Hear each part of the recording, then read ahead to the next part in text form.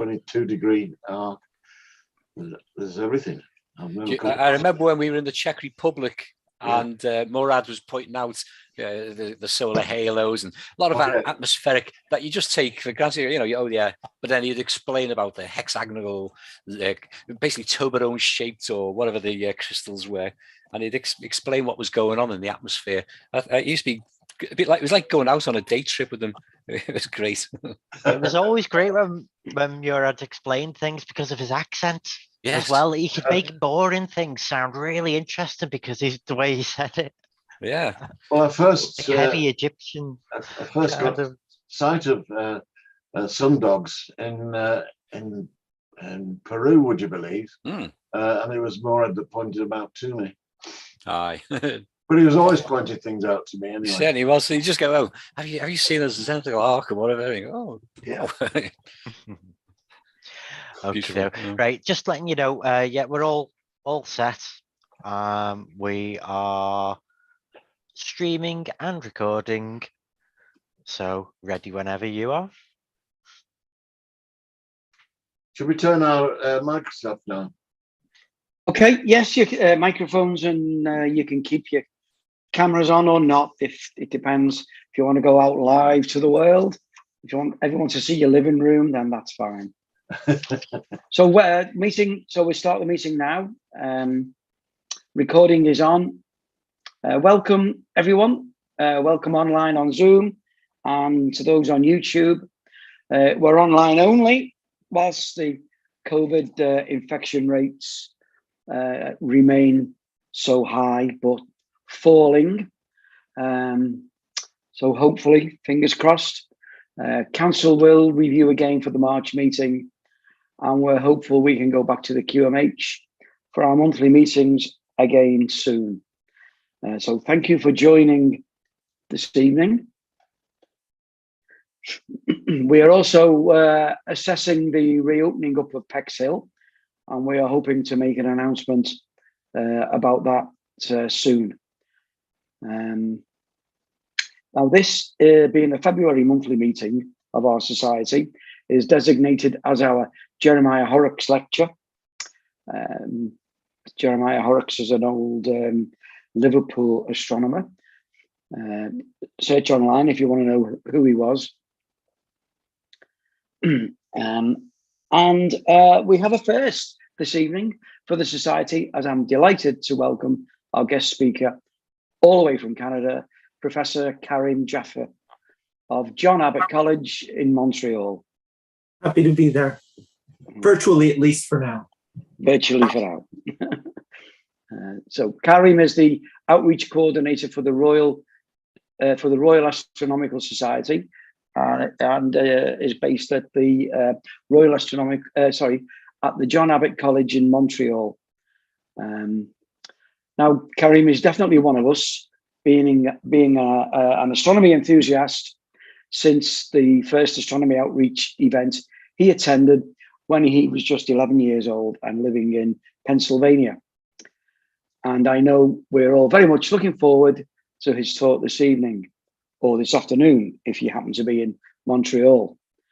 So just a little bit of council business, Karim, and then we will get on with this evening's talk. We move on to apologies for absence. Do we have any apologies for absence, Mark?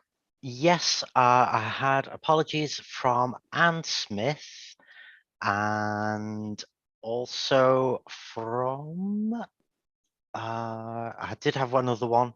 I haven't got it in front of me, unfortunately. I'll pass that on to you later. Yeah, so the apologies will be included in the minutes of the meeting. Okay, thank you. Okay, now the minutes of the previous meeting, the minutes of the December 2021 meeting, if you remember last time, they weren't quite, so there was a bit of a problem with them. So they weren't quite ready, but now they've been ratified by council. And also the January monthly meeting minutes have been ratified by council. So they'll now be finalised, sent to me by Phil Williams, who does our minutes, and I'll sign them and they're kept on record. If anybody any member wishes to see the minutes, then just need to contact one of the council members who will be happy to provide a copy, an enthralling copy of the minutes of the meeting. Okay, now we move on to announcements.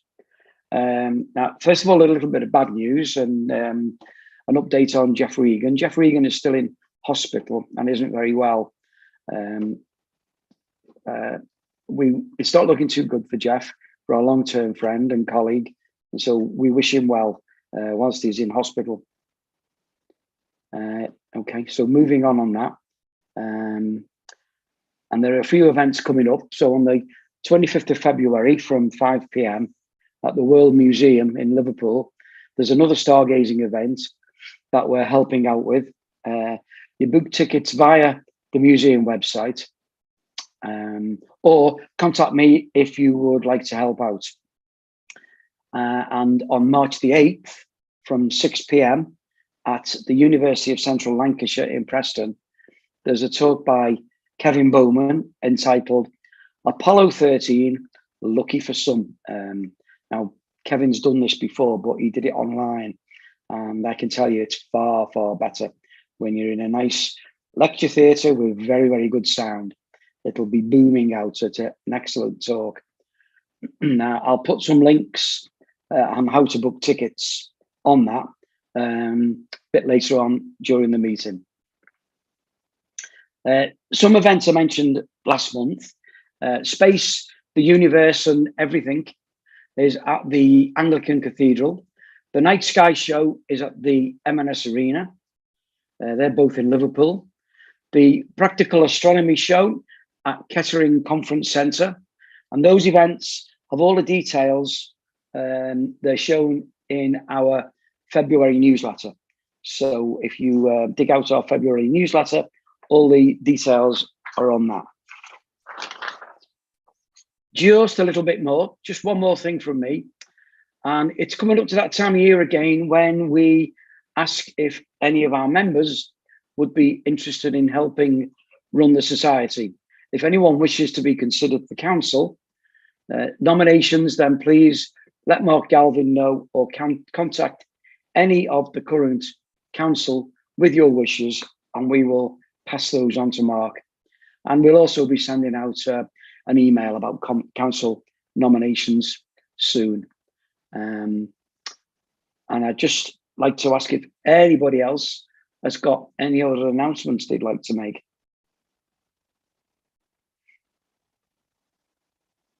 Anybody put their hand up? Okay.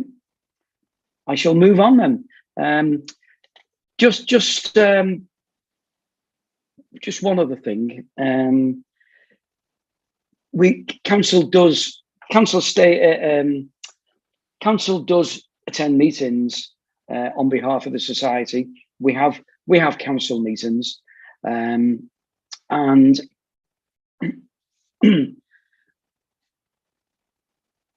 we do meet regularly, and we met earlier this week. So I'm hopeful that we will be able to get back to announcing our own events and not just other people's in the not too distant future. So that's all in terms of announcements from me. Normally at the QMH, we would have this time to meet some of our new members. So we can't accept members online. So that'll have to wait till we're back in the QMH. So now on to this evening's talk. So welcome to Karim Jaffer, our guest speaker for this evening's Jeremiah Horrocks Memorial Lecture. So if you could all put your microphones on mute, please. And it's up to you whether you switch your video off for the talk. Any questions can be put to Karim using the chat function. Karim, they've heard enough of me talking. Karim's talk is entitled Two-Eyed Seeing. And we'll take a break after about an hour to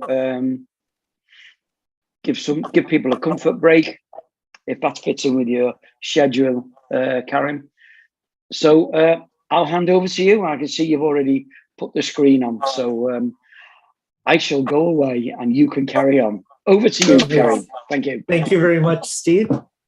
Welcome, everyone. Thank you for having me. I'm really excited to be there, at least remotely, to be chatting with Liverpool. It sounds like you're going through what we're going through here in Montreal, trying to find our way back to some level of in-person content. And I know it gets frustrating.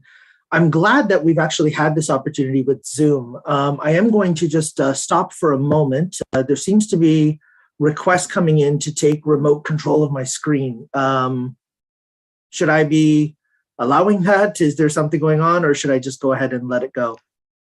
I don't know who that is. Does it say who it's coming from? I believe it might be Dave Forshaw. Okay, that was probably an accident. Probably an accident, yeah. You keep control. Okay. All right, just wanted to make sure I wasn't missing something on the YouTube end or anything like that. No. Awesome. Well, again, it's great to be there. I'll tell you a little bit about myself. Some of you may have heard me before on Astro Radio and Reach Out and Touch Space with Dave Galvin, and Mark has been on a couple of times. I managed to make a contact with Pete Williamson, the host of Astro Radio, last fall with some of the work that he had done, actually late last summer, 2020, summer 2020, when I reached out, when I saw his article in Sky and Telescope about Juno processing. And that was something that I wanted to do with my class. So I reached out, we made a contact. I chatted with him a little bit about just the processing of solar system probes. And then in May of last year for International Astronomy Day, I was hosting an event with the Global Star Parties with Explore Alliance. Those are hosted by Explore Scientific every Tuesday night in North America, as well as actually South America. But it's mostly people from the Western Hemisphere that are presenting, plus Gary Palmer from the UK, Deepti Gautam from Nepal, David Pete, who's just does some amazing work. And when I had this chance to do this Global Star Party for International Astronomy Day, I invited Pete in as one of our presenters. So he returned the favor, inviting me on to ROTS, and I kind of never stopped.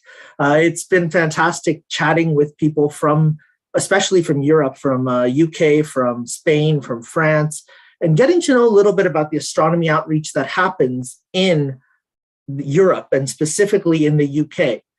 And getting to read a little bit about the history of Liverpool Astronomical Society. I got really excited when Dave mentioned that you had a spot today to present. So I was like, absolutely, I want to be part of this. So again, I've got several hats that I wear. I'm a member of 2 astronomy societies here, the Montreal Center, as well as with the Astronomical League, I'm a member of the University Lowbrows in Michigan. I'm also on the National Education and Public Outreach Committee for the RASC itself and a Global Astronomy Ambassador with Explore Alliance. But the reason I came into all of this was my teaching role at John Abbott College. And what I do at John Abbott is I took over the astronomy course in 2016. But when I took it over, I came in from a background of having done a little bit of astrophysics as a child, a lot of interest in space and in astronomy as a child, but then my career path had veered away from astronomy and astrophysics. So when I came in very much from the educational perspective. And from the educational perspective, one of the first things that I found was a frustration with the resources available and some of the limitations of the resources. So I want to share with you some of those frustrations, but to give you an idea, a little bit of a context, let me just make sure everybody understands where I am and where I'm coming from geographically. So when you look at a map of North America, you typically have the US taking up the largest part of that map. And then you have a little bit of the southern part of Canada visible, maybe a little bit of Mexico visible, but the focus on North America is always the United States. And I figured, being astronomers, let me share with you where I am using a light pollution map. So you can clearly see kind of these really, really light sink areas that we have here in North America that we cannot avoid. And if you look there in the upper right, that largest light sink, that's Montreal. That's where I am. Globally, it is listed as the 3rd worst city in the entire world for light pollution, behind Moscow and Riyadh. Now, if you look at just the amount of artificial light that's produced, Hong Kong takes the cake. I mean, they're the worst of anyone. But what is different about Montreal and Moscow especially is the fact that we are surrounded for a lot of the year by snow and ice. Right now, just last night, we had 25 centimeters of snow drop on the ground. And over those 25 centimeters of snow, still wasn't enough for the college to close. So, we were teaching, my colleagues were there this morning. I managed to have no teaching classes on Friday mornings. So that was a blessing in disguise. I didn't have to clear off the car and try to get there. Now, if I zoom into Montreal and we look at a picture taken by astronaut David Saint-Jacques when he was up on the ISS, you can clearly see just how bad the light pollution is. We are on an island in the St. Lawrence River, making its way from the Great Lakes all the way out to the Atlantic Ocean. And so not only do we have the snow issue, we also have ice surrounding a lot of the city. But if you look there on the island towards the west, the left side of the picture, you'll see that there's a tiny area where before you get off the island, there's a little bit of darkness. And that's actually an arboretum sharing campus with myself, with John Abbott College. It's being run by McGill University. And that's where we have our center telescope. Unfortunately, because of COVID, we haven't had access to that telescope for over 2 years now. So we cannot wait to go back out there and use it. But we at least managed to get out there before winter set to do a quick maintenance run, just to clear out the cobwebs and make sure that everything hadn't rusted shut. But our 14-inch telescope there provides us with the closest we can get to dark skies. But you can recognize that when we look up at the night sky, we don't get to see very much ourselves unless we use some tools and some techniques. So we tend to stick to either going off island or up to the Morgan Arboretum in order to do any of our actual observing. Now, when I took over, one of the first things that I did was I tried to connect the astronomy course offering at my college with the local amateur astronomers in the RASC Montreal Center. Because the Royal Astronomical Society of Canada has a 150-year history in Canada, but over 100-year history in Montreal. And so when I found out that they were based out of the West Island, sharing part of the campus with us, I thought it was only natural to make these connections. And the first big event that we did was the Solar Eclipse in 2017, when we had about a 63% eclipse visible from campus. So we had the Astronomical Society astronomers offering views through their telescopes. We had eclipse glasses that we ordered through the Astronomical Society as well as through the college. And the students ran the event, providing content, providing a backup in case the clouds that are persistent in Montreal didn't go away. That really led to a start of astronomy becoming synonymous with what we do in sciences at John Abbott College. This started a student group which is existing to this day, the John Abbott College Space Club. And one of the students who helped organize this was our past president, who just finished a project working with the Canadian Space Agency this past summer. As we started to blossom this relationship between the students and the society, we had events where the students served as volunteers. We had outings to dark skies where the students helped to set up telescopes and also helped to just be part of this initiative. And then we discovered that our library that the RASC Montreal Center hosted on our campus, which was really kind of in a dismal location, the average attendance at library nights, which we would have weekly, was 3. The librarian, the president, and occasionally one other member would pop in. That was on the verge of being taken away from them. And so we managed to find a new home, which really kind of revolutionized the presence of the Astronomical Society in these evening events. And we started having bi-weekly events, workshops where we would do astronomy processing. We'd bring guest speakers in, not just our public events, but speakers specifically for member events, and workshops to start doing specific types of processing, learn different types of software, learn spectroscopy, a little bit of citizen science. And when COVID began, we actually moved all of those offerings into an online forum. So if you go to our website, rascmontreal.org/Titan, you'll see that tomorrow we have our next public event, which is to celebrate the Perseverance 1 year on Mars. We have twice a week Zoom meetings between members for clubhouses or public events. And those typically go on with then informal discussion for up to 2-3 hours afterwards. It's just a really vibrant feel for an amateur society that then welcomes guests as well as students who aren't full members, but are basically partners in their journey through astronomy. Now, that's a setup for why what I do with my students also overlaps into my outreach and my educational initiatives with the center itself and nationally with the RASC. When I started teaching astronomy, as I mentioned, one of the big frustrations that I had was there was this limitation in terms of the material out there available and the perspective in that material. So there were a couple things that I did. The first thing that I did is I abandoned the idea of having a textbook, and I do what's called a living textbook that's supplied, and it develops the depth of the course, and the students choose that. And if anybody wants to ask about that later during the discussion after the event, after the presentation's done, I'm happy to tell you a little bit more about what I do there, or even come back and do a talk on some of the educational stuff that I do with the students. But the other thing that I did right away is I reformatted the content of the course to bring it to a newer paradigm, to a newer perspective. And that was based on reflections by not just the students, but also the other amateur astronomers.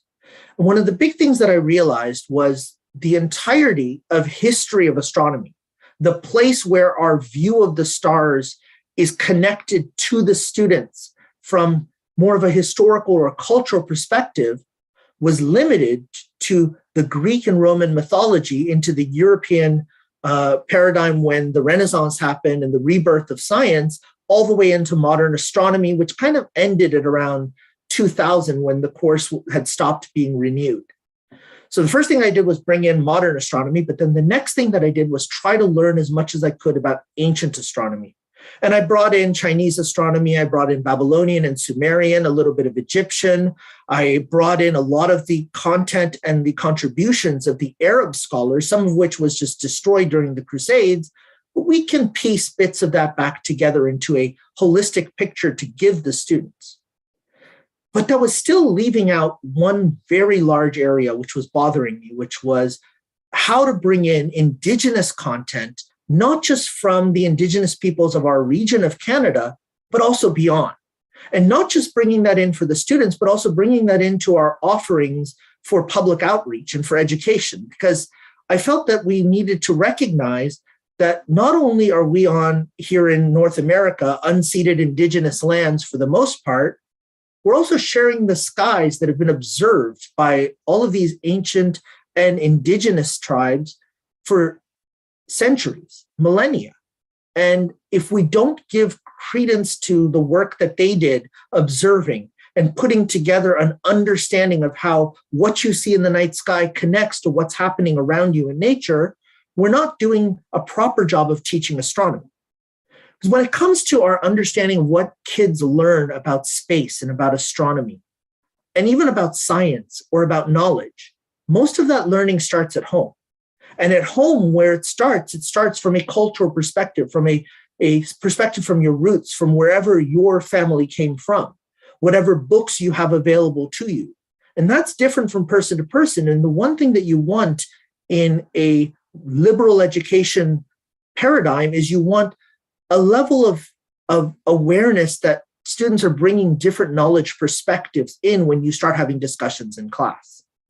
So one of the ways that's manifested is that we start all of our events now with what are called land and sky acknowledgements.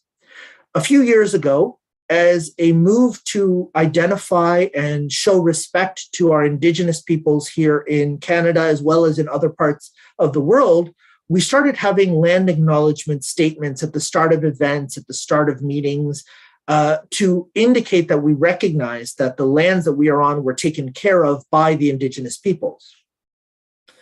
When I looked at that, actually where that started was we had a large-scale event where we had a scientist from the Canadian Space Agency who was in charge of an Earth satellite observation set called RadarSat Constellation, which is 3 satellite constellations that really are always observing Canada for the condition of natural resources, as well as for possible assistance in emergency services, and to keep an eye on the Arctic route for transport of ships. Now, when RadarSat Constellation was happening, we wanted to get one of the scientists in and do like a very large scale, high profile event. We managed to get Steve Iris, who is just an incredible communicator of the work that they were doing. And we started it off by having our academic dean come and give a welcome from John Abbott College. And he started with the land acknowledgement. And it occurred to me that that land acknowledgement for astronomy is not sufficient. We need a sky acknowledgement. We need to understand that it's not just the lands that we are sharing from Indigenous peoples and that we're unceded and that they've taken care of, but the sky that we share with peoples from all over the globe. So I started all of our public events from that day forward with an acknowledgement of whatever's happening in the night sky at that time from both a Western as well as an Indigenous perspective wherever possible. So we would talk about whatever the full moon is that month, because we typically have our public events during the full moon weekend, because that's our worst weekend for going out and observing ourselves. So we would use that for our public events. We would talk about the constellation that's the most prominent in the sky, or a circumpolar constellation like I'm showing here, with the equivalent of the Big Dipper, but given in an Indigenous story of Muin and the Seven Hunter Birds. As I was doing that, and as I was starting to bring some of this knowledge in, I realized that I was lacking. I was not an authentic voice. One of my experiences with Astro Radio is recognizing that it's not just accents that are different, it's also vocabulary that's different from region to region, and for you in the UK, from city to city, right? I mean, Dave and I sometimes are joking about the way I pronounce something versus the way they pronounce something, and then he talks about the SLA pronunciation, and then Pete will bring in the Black Forest pronunciations, and then we'll have Welsh guests on where I have real trouble understanding most of what they're saying, but I try. And when I'm reading some of the First Nations literature and I'm trying to understand, I go through that same barrier because I don't speak the language. I didn't grow up with that culture. So I needed resources to be able to understand what can be shared and how to share it best. So I started looking around for these resources on what the best perspective is to try to share some of these Indigenous stories. And one of the first that I found was actually with the RASC, and this was during one of our general assemblies. That's a national event that we have, and this was in 2019 in Toronto. And Dave Chapman from our Halifax Centre in the Maritimes in the eastern side of Canada was talking about a project that he had started with Kathy LeBlanc, who's of the Acadia First Nations. And this project was just a wonderful insight into how to really bring across the Indigenous knowledge, but also to connect it with our astronomical science and observations. So I just want to tell you a little bit about this Mi'kmaq Moons project to set the stage for some of the other things that I want to share with you tonight. So Kejimkujik National Park, a National Historical Site, is one of the few dark sky preserves in Canada. We are not as fortunate as you are in Britain, where you have actually a committee at the governmental level, whether it's by, just by name or whether it's actually by action, but you have a committee that's committed to looking at the effect of dark skies and trying to preserve dark skies. We don't have that governmental contribution. We don't have that governmental motivation or commitment. And so for us, it's very much an amateur endeavor to try to get the government to designate certain areas as dark sky preserves to try to protect as much as we can our view of the stars. And so Kejimkujik is one of the first that the RASC was able to sponsor as a dark sky preserve. And Kathy works there, and she was asked if she could put together a little talk on Muin and the Seven Hunter Birds, because that was one of the stories of what you call the plow and we typically call the Big Dipper. So the idea behind this story, just to give you a quick summary of it, is the position of the bear throughout the night when sun sets changes throughout the year. We're aware of that. And if you picture what the bear seems to be doing is, come spring, the bear seems to come out from the horizontal area, which in the Maritimes actually is typically blocked by either forest or mountains, and comes out of those mountains into the spring and starts moving through the sky so that at sunset it moves higher and higher. And then it's being chased by these other stars, and those stars are represented by the tail of the Big Dipper, the tail of the plow, and then a few of the stars from Boots. As you watch it move through the sky, you see that come wintertime, it starts to come back down to the horizon and sets behind those mountains and behind those trees when sunset happens. And in the ancient times, for the indigenous peoples, they didn't tend to carry late nights because it was dangerous to be out with predators around. And so typically what your view was of the sky was your view right at sunset. So Moen and the 700 Birds is a story of how the birds in the wintertime are starving and they're trying to search for as little prey as possible. And as spring comes and the prey starts to become plentiful and they start to be able to feed, the bear comes out, and bears are not known for stealth. They're not known for being subtle hunters. So they tramps through the forest, and as they tramps through the forest, they scare away all of the prey that the birds would have been eating. And so the birds try to chase the bear so that they can then eat. And by the time they've chased the bear back to hibernation or catch up to the bear at that point, the bear is covered in a red glow because the bear is now near the horizon at sunset, which is when the sky near the horizon is reddish. So they've caught up to the bear, they've subdued the bear rests, recovers from his wounds, and then comes back out. So she knew the story. She had an authentic voice, and she could share that story. But then Kajimikajik asked her if she could also then show how to use the constellation to see other stuff in the night sky. She's like, I'm not an astronomer. I don't know that side. I just know the stories of the stars that I was taught. So she reached out to the RASC, and Dave Chapman came forward and said, by all means, you teach the authentic stories, and I will teach the science of astronomy and observation and answer the questions about the actual stars we're looking at. And that formed a partnership. And from that partnership, one of the things they realized was that there's a way to start bringing across some of this indigenous knowledge, but in a way that matches that little bit of observation and science that connects to what we now do in astronomy.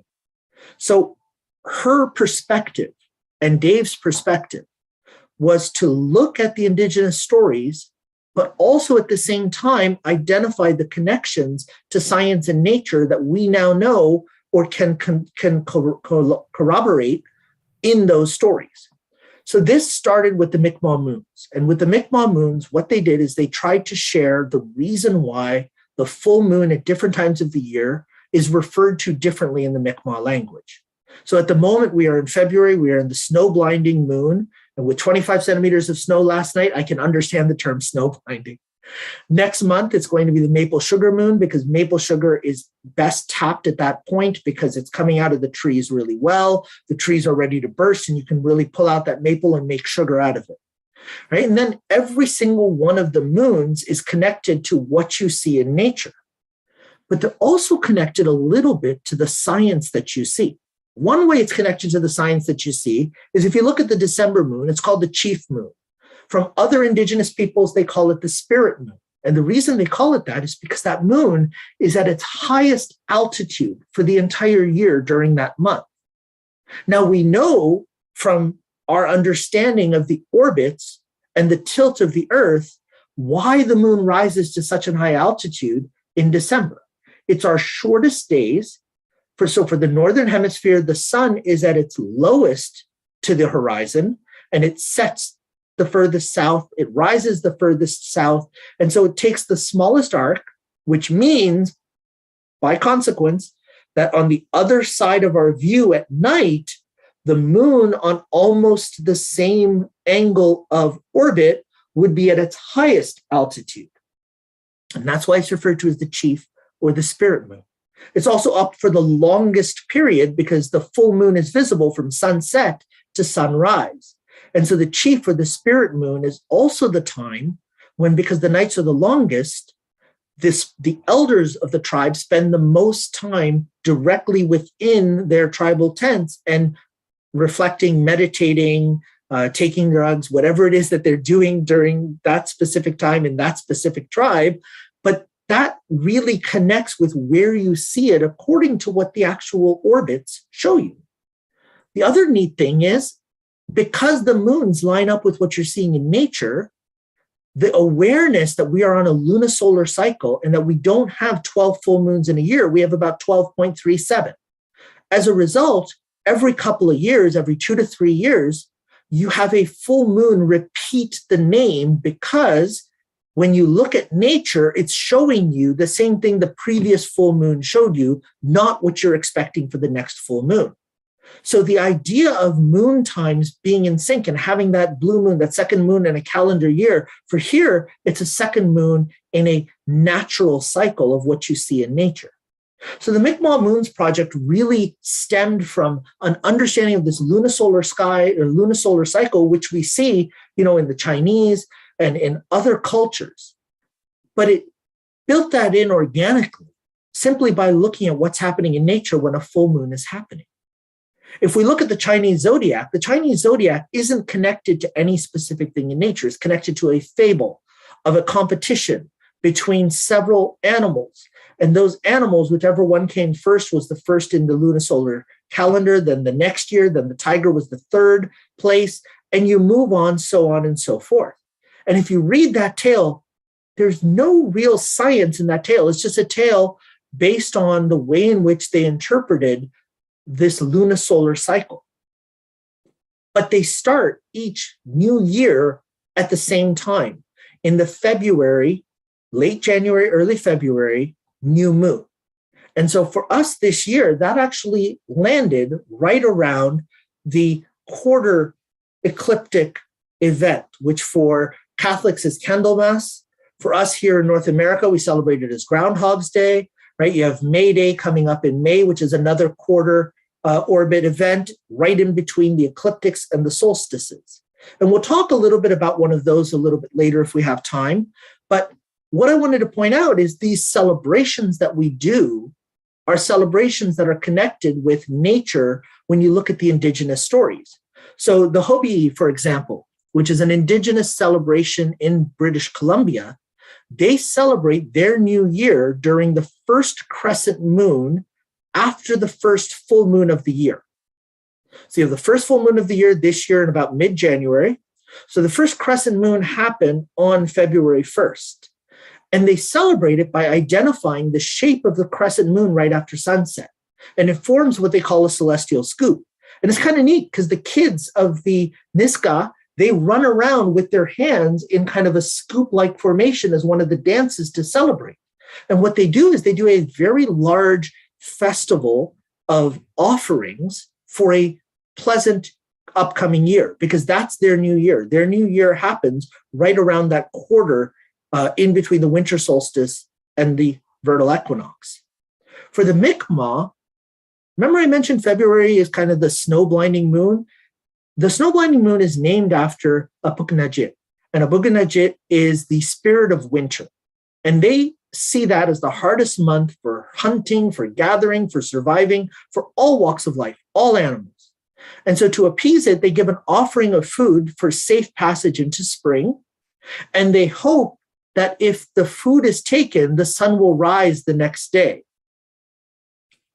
It's actually the opposite of what we expect from Groundhog's Day. Because for Groundhog's Day, if the groundhog sees its shadow, we expect a longer period before spring.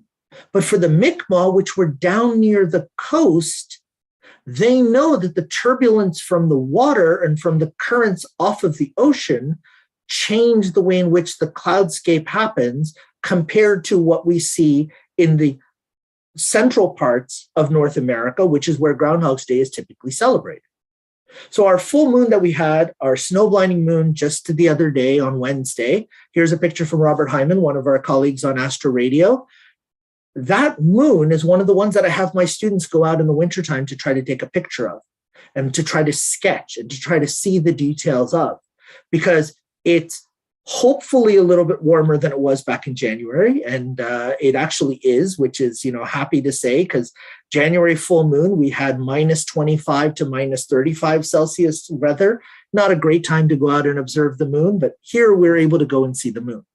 So part of the Mi'kmaq Moons was learning some of these stories and finding ways to encourage the Mi'kmaq to start sharing some of these stories. And one of those is actually this group that's formed called the Regeneration of Mi'kmaq Star Stories through Storytelling. And the grandmothers of the village are going to be sharing the stories in their original language, and they're kids, both the daughters as well as the granddaughters, are acting out those stories or providing those stories in literature form. And so we now have YouTube videos and we have books on some of the stories like Muin and the 700 Birds that are available for people who want to learn more about this culture. And then with the RASC, we put together a series of these short videos to share how to properly pronounce some of these names and where they come from. Abuganajit, the snow-blinding moon. Abuganajit, the snow-blinding moon, comes from the verb abuganabi, to be snowblind. Abuganajit, the snow-blinding moon. So it tells you a little bit about when it's available. It tells you what the root is, the etymology of the word.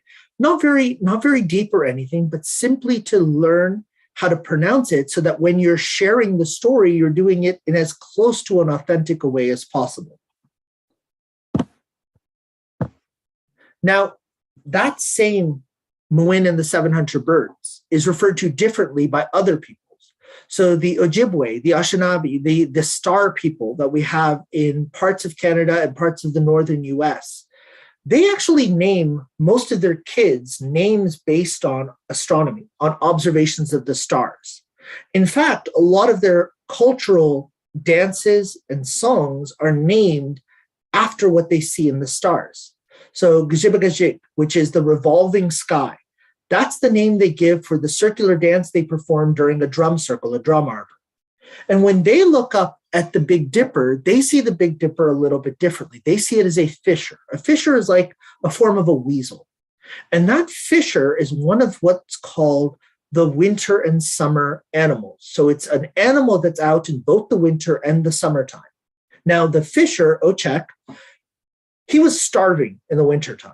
He was really hungry. So he gathered together all of the other winter animals, and he asked those winter animals, where is summer? How to bring summer back to what's called Turtle Island, which was their name for Earth, for this island in the sea of stars that we are all on.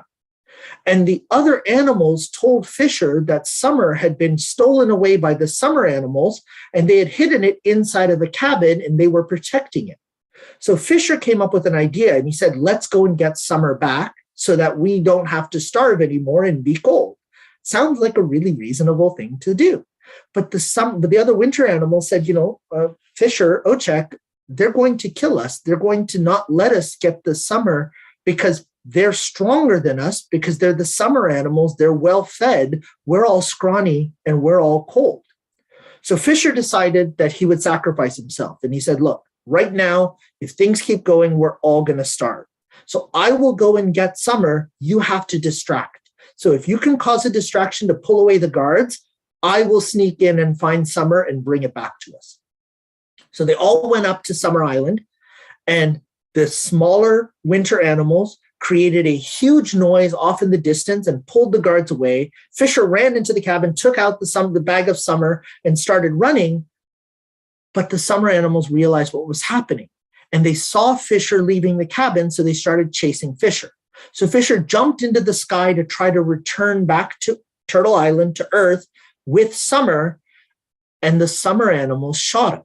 And so when you picture what's happening through the winter time, at night, when sun sets, right in the heart of winter, the Fisher, the Big Dipper, is on its back high up in the sky because it's been shot by arrows. Now, that in and of itself tells you part of the story, and you're sitting there going, it's a really nice story. It's a really nice legend. I don't see where the science is in this, other than the fact of, where the constellation, where the asterism is at different times at sunset. And, you can talk about the fact that, the creator saw this beautiful self-sacrifice that Fisher was willing to do. So he decided to give Fisher rebirth so that he could come back out in the summertime, but then goes through the whole cycle again of self-sacrifice to prove his worth, yada, yada, yada. This is the neat thing. If you look at bark engravings or old paintings of the Fisher story from the Ojibwe, what you see is that in all of them, they recognize Fisher having been shot by an arrow in the tail of the asterism.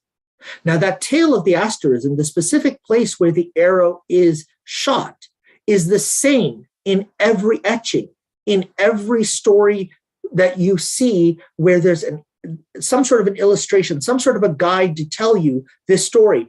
As Fisher is moving through the sky, as he's shot, the arrow always hits at the same point. And that point is the almost visible double star for a lot of us, Alcor and Mizar, which, if you have good enough eyes, you can split. And so the idea that within this asterism, which is bright stars that are clear and up there all year round, there's one star that you can see has been split into twain, that's represented within this story. And that brings us to kind of an understanding of what two-eyed seeing really is. Two-eyed seeing isn't just telling the stories of the indigenous people, telling the stories of the ancients, sharing their observations. It's also trying to see within their stories, within their observations, where modern scientific knowledge and observation actually sits.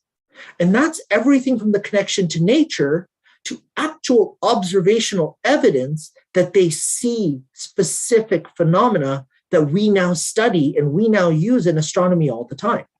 So when we look at a lot of these different representations of stars, and for the Ojibwe, you actually can get an entire star wheel.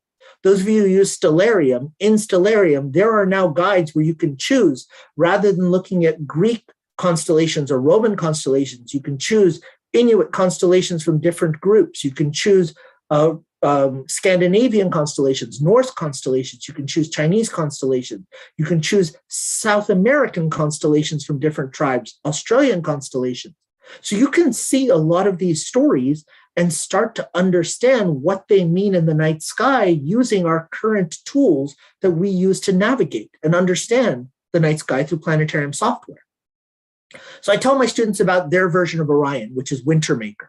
And Wintermaker is reaching out towards the Pleiades. And as it reaches out towards the Pleiades, it brings along with it the brightest stars of the sky, Sirius as well as Procyon. And then above it, you have the twins, Pollux and Castor from Gemini. You have all of these stars included in Wintermaker. But what Wintermaker is doing is he's reaching out towards the hole in the sky, the Pleiades. And in Ojibwe culture, as well as in Cree and many of the other First Nations here in North America, the Pleiades are considered where the first humans came from, through almost what they refer to sometimes as a wormhole. But that movement from whatever other world they were in to Turtle Island came through the Pleiades, and then you can see the web being formed by the Pleiades by Grandmother Spider, who sits above and protects the hole and keeps other influences from coming in and damaging what we're building on Turtle Island. You can see that in the arm of the Milky Way building up through the winter, and then in the summer, we see it really bright in the Northern Hemisphere. So we're going to talk about a few of those as we go through. But before we do, I want to just mention to you that this is really a case of, from generation to generation, passing down these stories, typically orally, sometimes with written or with petroglyphs or with bark paintings. But these stories were not just meant to connect directly to what you're seeing in nature. They were also meant to give moral, ethical, or practical guides and advice to the kids of the tribe, so that even if they don't have somebody there with them all the time, they know the stories, and the significance of the stories tells them how to treat other people, how to treat the animals and the plant life around them. So with two-eyed seeing, what we're trying to do is we're trying to use one eye to look at it through the lens of the indigenous and ancient knowledge, and the other eye to look at it with modern scientific knowledge and see where they overlap. At the start of COVID, I started looking into what other resources were out there. And it was incredible because what NASA ended up doing is they put together a set of these beautiful webinars on two-eyed seeing with this perspective in mind. And they brought together indigenous peoples and really authentic voices from all over the world. you not only had the US with the Navajo and the Dakota Lakota, you also had from Canada the Ojibwe, you had the Hawaiian indigenous astronomy, you had the Mayans from South America, you had African indigenous astronomy. And then in each of these, they also brought in current astronomers or astrophysicists or space scientists from those same cultures, so that they could show to the kids listening and paying attention from those cultures that there's a way to blend your upbringing, your stories, to what modern science dictates should be your perspective on the knowledge that you're gaining. During this set of workshops, one of the ones that really struck me was from the Navajo. And from the Navajo, they have this incredible set of teaching guides that they put together for NASA called The Story of the Stars. And you can reach out to NASA to ask for a copy of this. And anybody who's interested can do this. But it comes with a caveat. And this caveat was my first real understanding of the limitation of not having an authentic voice, because they are very, very careful that certain stories can only be told at certain times of the year. Because the stories connect to nature, they can't just be told willy-nilly, because the nature, what you see happening in the world around you, matches with the stories that you are telling. So if you tell a story that doesn't match with what's happening around you, you're inviting evil spirits, or you're inviting the idea that you're disrespecting that part of nature because you're not waiting for nature to show you the connection. You're trying to force it. So this idea of when you're giving an authentic voice to these indigenous stories, you really have to be careful to walk the line of what stories you can tell when is given in this lesson plan. So when you reach out to them and you get some of this lesson plan, they share with you a couple of videos under the conditions that those videos can only be told during very certain times of the year. And other legends, other stories from other indigenous cultures have some of the same limitations. So I've started giving a little bit of this two-eyed seeing talk at different places throughout the world over the last year. And I have to be very careful to make sure that I'm not telling a story that shouldn't be told. So one of the reasons why I choose the plow as one of my first examples is because the plow is circumpolar for us in the Northern Hemisphere, which means the stories of the plow, the stories of the Big Dipper, the stories of Ursa Major and Ursa Minor, I can tell all year round. There's aspects of certain stories that I can't give authentic voice to, but the stories themselves can be described throughout the year. Right now in the wintertime, I can talk about Orion, and I can talk about Orion to my heart's content. But while I can tell you a little bit about the summer triangle, I can't actually share any authentic knowledge from the summer triangle until the summer triangle starts to rise again at a reasonable time. So this idea of authenticity, this idea of respecting the culture is one that we have to be very careful of when we're sharing their stories to an audience, because we haven't grown up with that level of authenticity, that level of understanding. I'm going to go back to the plow. Spend a lot of time on the plow because I love the plow. I also spend a lot of time on Orion and Pleiades.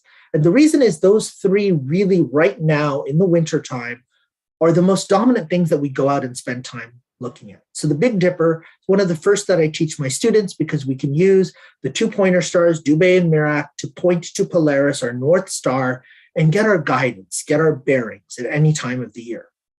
In fact, if the sun never set, we were far enough north, we would see the Big Dipper pointing to the Little Dipper, pointing through it to Cassiopeia, all through the night. It would never go away because the sun would never rise if we were above the Arctic Circle. Right now, we're not. We're below, we still have nighttime. And so since we have nighttime, we can still capture the motion of these different stars by taking star trails. And I've had the privilege of getting a bit of guidance on how to take star trails from Mary McIntyre and from Steve Warbis and from many others. And I'm trying to impart some of this knowledge on my students, but it's hard with light pollution to take really good star trails.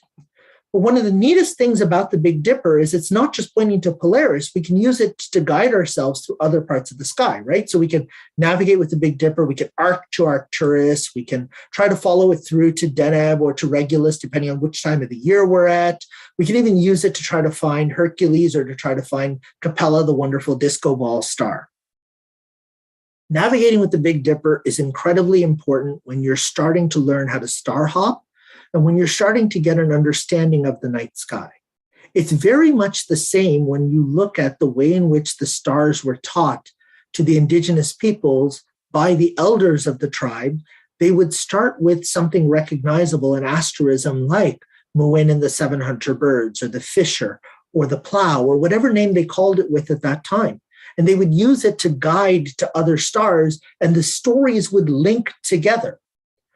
When I take students out and we talk about the Big Dipper and I show them how to catch it, the other thing I want to do is I want to use telescopes to show them all the wonder that's around the Big Dipper, right? I want to show them galaxies. I want to show them planetary nebulae.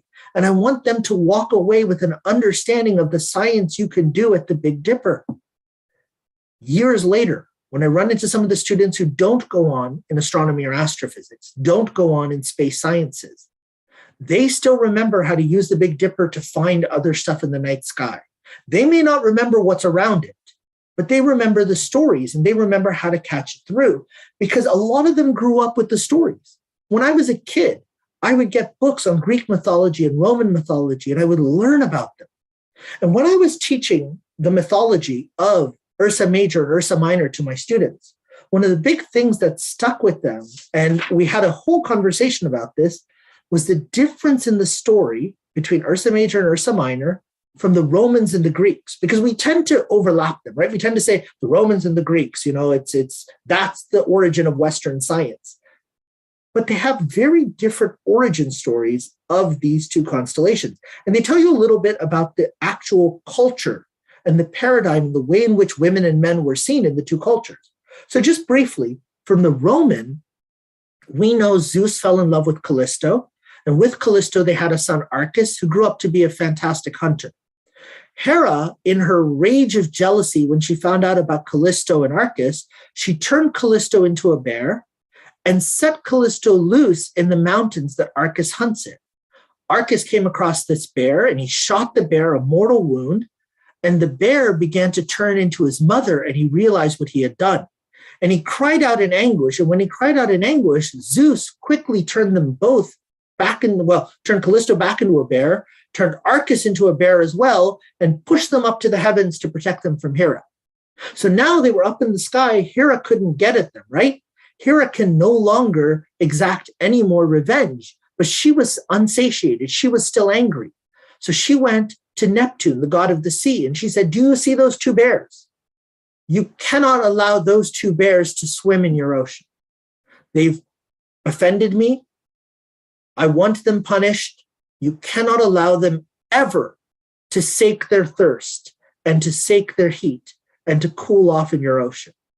And so Neptune agreed, and that's why those two asterisms never reach the ocean. They never set. Why they're circumpolar, why they're always up above the horizon. Now, in the Greek tale, it's different, because in the Greek tale, Zeus is on a mountaintop meeting up with Callisto. He has no idea Arcas is on that mountain as well. Arcas has been born. He's got a great life. He's really well respected as a hunter. Zeus still is infatuated by Callisto, and so he's meeting up with her for another rendezvous. And then he hears Hera coming. So he quickly turns Callisto into a bear so that Hera doesn't know that there's a woman there. But Hera finds Zeus and takes Zeus with her back towards Mount Olympus. So Zeus walks away from the bear that he's created without being able to turn her back. And then he hears this cry of anguish, and he realizes that Arcas must have killed his mother. And so he quickly turns them both into bears to protect them. Slight difference there, right? In terms of the vengeance of the woman versus the protection of the betrayer husband whose basically his infidelity causes both of these people to lose their life on Earth. It's really interesting to note that those two differences can tell you a little bit about the way in which those two cultures saw the power of women. right? In Greek mythology, the women were always the damsels in distress, whereas in Roman mythology, the women were very much powers in and of themselves. When we look at Ursa Major and Ursa Minor, sometimes we see part of the bear taking up part of the ladle of the plow, or of the scoop, as they call it in France. Sometimes the bear's head actually is the extension of the arms leading away from the Big Dipper. There's not a lot of agreement between different cultures as to which part is a bear, but they all seem to agree that it looks like a bear to them. But one of the neat things is when you start to look at the other parts of the tail, when it's called the plow or Odin's wain in Scandinavian mythology, and you look at it from the Arabs, where they see it as a coffin with 3 mourners following after, when we're looking at these different ways of seeing the same asterism, we recognize that in all of these different ways of seeing it, the behavior that's reported is the same. This is from Sir Walter Scott in 1805 in the Lay of the Last Minstrel. Arthur slow wane his course doth roll, in utter darkness round the pole, right? So it's still, even in a reference to an asterism different from the big bear and the little bear, it's still following around the pole in a circle, round the pole. And so we see the same specific behavior that we use in astronomy now to polar align our telescopes, to take wonderful star trails, to try to figure out what direction is north for navigation, even to figure out what latitude it is by figuring out what the altitude is of our North Star when we spot it. All of that is caught up in these legends, no matter what you call the asterism. So whether it comes from Odin's wain, or even from Charles Wain, as it is in a lot of European, or especially in Norwegian reference, with the Ursa Minor being the ladies' wain or the ladies' wagon following along after the men's wagon. In all cases, both are following around a common point that never moves. And the circumpolar nature of that is caught up into a lot of these stories. Now, in wintertime, the most recognizable constellation for us is Orion. And we typically, growing up in the Western world, we learn about Orion as the hunter, son of Poseidon, or son of Neptune. The Egyptians would refer to him as Osiris. In the Chinese mythology, he was actually Commander Sun, who was both a warrior as well as a protector of the ancient Chinese tribes. In Hindu mythology, there on the right, it's the god Vishnu. And the god Vishnu sometimes is shown with a blade, sometimes he's shown with a bow and arrow, sometimes he's shown with both. And we're going to come back to Vishnu's blade a little bit later, and you're going to see why Vishnu's blade was so feared in Indian mythology. But what's neat is when you start looking at the Navajo mythology, they see the skinny man, the slender man. And the slender man has 2 different orientations. In one orientation, he's actually a warrior. But in the other orientation, he's holding that stick. And that stick is a plowing guide. It basically goes through and puts holes in the ground for where crops will be put in. So it's not just a protector or a warrior, it's also a provider for them. Because when they see Orion come up in the night, they know they need to be protected from hungry prey. But when Orion starts to set and comes back down to the ground, it's Orion's job to put holes in the ground for spring planting. And that idea of the same shape of a constellation having different meanings is especially evident when you go from northern hemisphere to southern hemisphere. So in northern hemisphere, I mean, we've talked about Orion as being the winter maker. We've talked about Orion as protecting you from the prey that is hungry because it's wintertime. We've talked about Orion as the hunter trying to forage from the very scarce number of animals that are still around to feed his village or to feed his tribe. But in the southern hemisphere, Orion comes up at a different time of the year. And so in the northern territories of Australia, Julpin is what Orion is known as. And Julpin is something a little bit different. For the Yolngu people, it's known as the constellation of the Canoe. And those 3 circles, the stars in the belt, and if we reorient it to make it a little bit closer to the orientation that we have down here on the left, you can see the belt stars. You can see that the Canoe goes from Betelgeuse down to Rigel, the 2 of the brightest stars on the shoulders and knees, or on the arms and legs, depending on which of these shapes you're picturing for Orion yourself, they went fishing. And when they went fishing, they caught a sawfish. Now, sawfish were out of bounds. They were not allowed to eat sawfish in the Northern Territories of Australia. So these three caught the sawfish and ate it against the wisdom of their elders. So the elders banished them into the stars, and the Orion Nebula is the soul of the sawfish that they ate, carrying around behind them to remind them of why they lost their life here on Earth. Now, I saw this legend the first time and I thought, okay, I can see a canoe. I can see three boys or three fishers or three hunters. And I know there's an Inuit story of those three being a canoe that is actually hunting a bear, which is Beetlejuice, and it's a different orientation from this canoe. But why sawfish? So I read up a little bit more about sawfish, and it turns out that what sawfish do is they are going around the bottom of the ocean close to the shore. And as they go along the bottom, they free up a lot of the actual food that larger fish eat, bringing the larger fish closer to the shore, providing sustenance for the village. So the sawfish are actually essential for marine bioderm to ensure that not only do you have larger fish coming in, but you also have a recycling of material that drops to the bottom of the shore when you don't have very large waves. That means that there's a specific reason for them in the Southern Hemisphere to not hunt sawfish, to not catch sawfish, to not eat sawfish, but to release them back in if you happen to catch them by mistake, because they're essential to bringing the larger fish in, which will actually feed your tribe. So the stories here are not just stories to tell you, look, there's cool stars up there.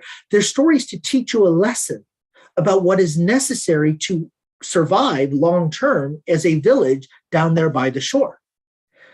I also found this really neat one from Botswana, where the Swana, they see the three stars in the sword belt as three dogs chasing three warthogs. Now, what's neat about this is warthogs always have their litter during the wintertime when Orion is prominent in the sky.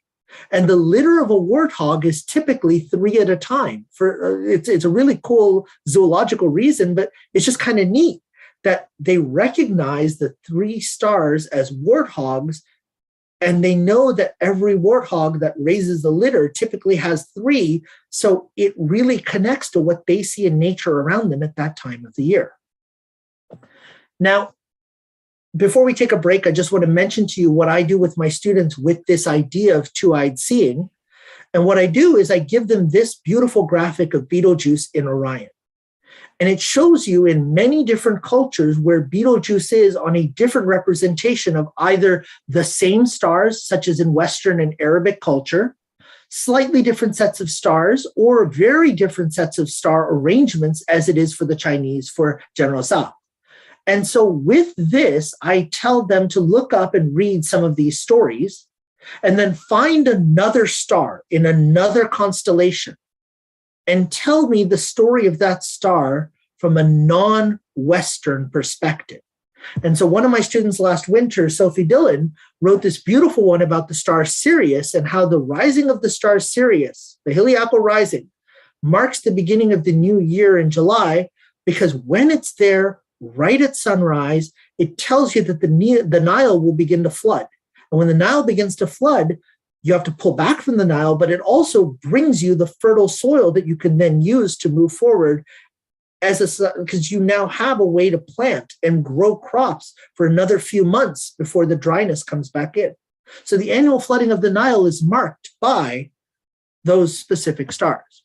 So I'm going to stop there for now. We'll come back to that in a bit, but I think we wanted to take a break, Steve. Is that right?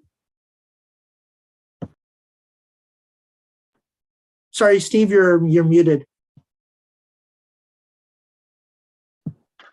Right, thank you. Yeah, we'll take a 5-minute break, quick comfort break, grab a drink, and straight back again. So that we'll restart. It's nearly 15:15. We'll restart about 20 past. Is that okay, Karim? Yeah. Sounds great. I'll go and freshen up my coffee. All right. Back in a moment. Everybody. Lovely. I hope you're all enjoying it. I'm absolutely fascinated. It's been fantastic so far. I hope you've all got lots of questions as well. Thanks, Mark. I think we might take some of the questions before we move into the next part, and we'll see how long that takes. Yeah, I don't know whether people haven't put any in the chat so far, but I'm sure there's a couple.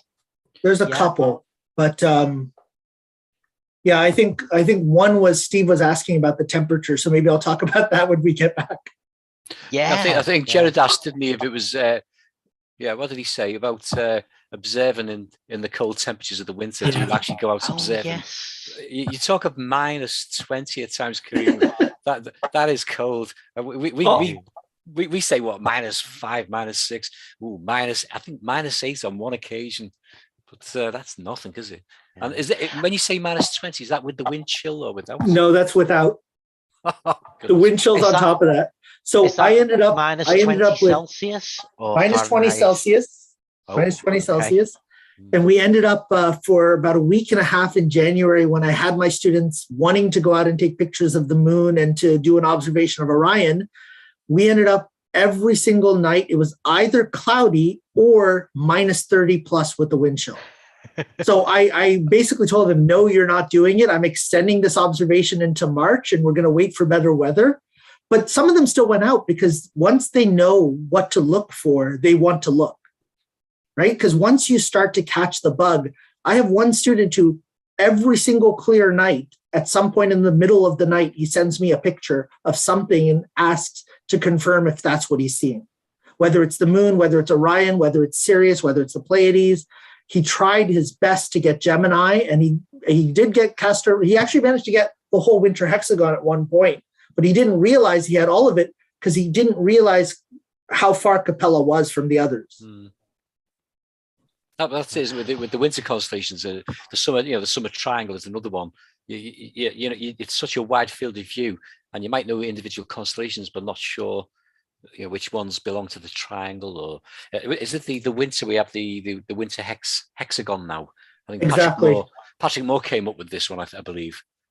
That's a modern version, I think. We've been calling that one for a long time. Yeah, that's why I'm concerned that we're going to use all the questions up. Yeah, it was Jared that was asking about observing in the winter, and if Jared's not in the room, he won't hear his answer. Yeah, don't answer the questions until we come back, because everyone's on their break at the moment. So no worries. I will be back in a moment. I'm just going to make a cup of tea, like a good Englishman. As you do. Yeah. Well, Karim, we've got a good connection, so that's pleasing. It hasn't let us down at the moment, so very good. So, what is it time-wise? You're 5 hours different, 5 hours behind us, aren't you, at the moment? Yeah, exactly. So right now it's just 3:20. Yeah. Oh, yeah, because we're at evening time over here. The wind has stopped. I think it's died down quite a bit now. It was interesting, the effects across the country. I woke up this morning at 7 o'clock.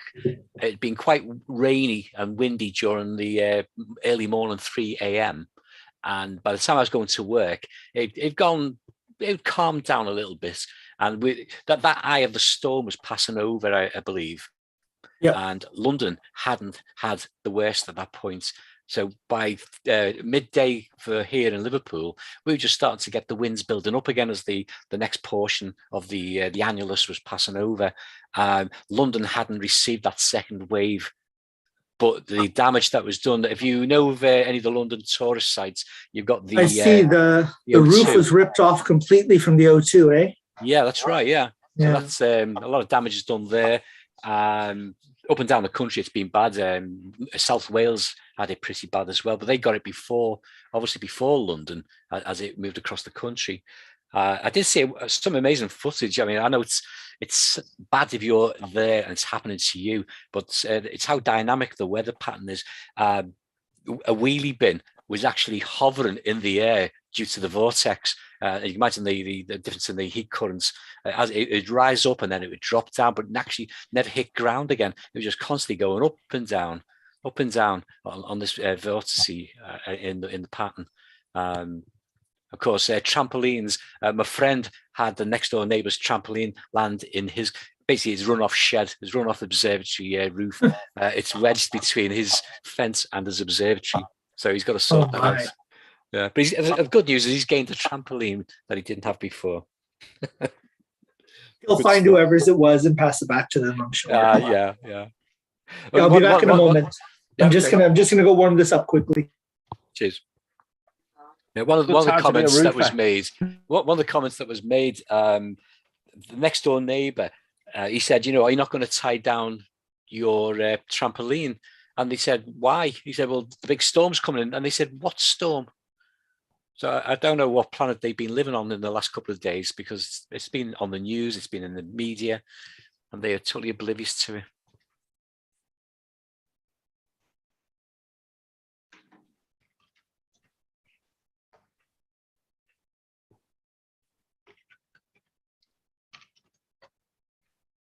Okay, folks, we'll start up again in a minute when Karim comes back again. Give me a piano recital in the meantime.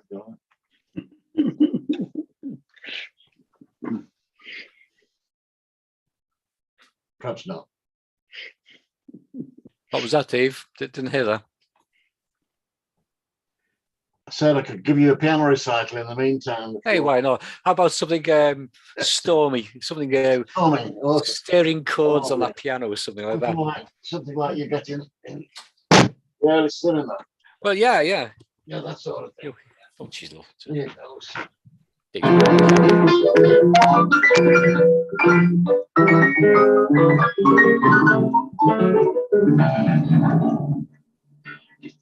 do you?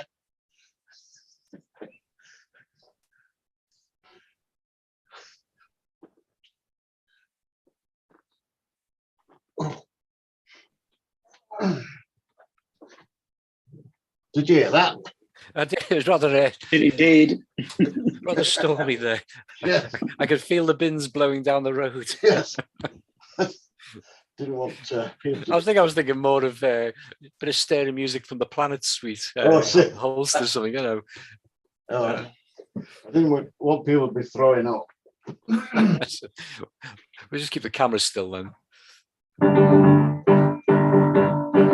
Oh, a bit of Mars. Yeah. Boom, boom, boom.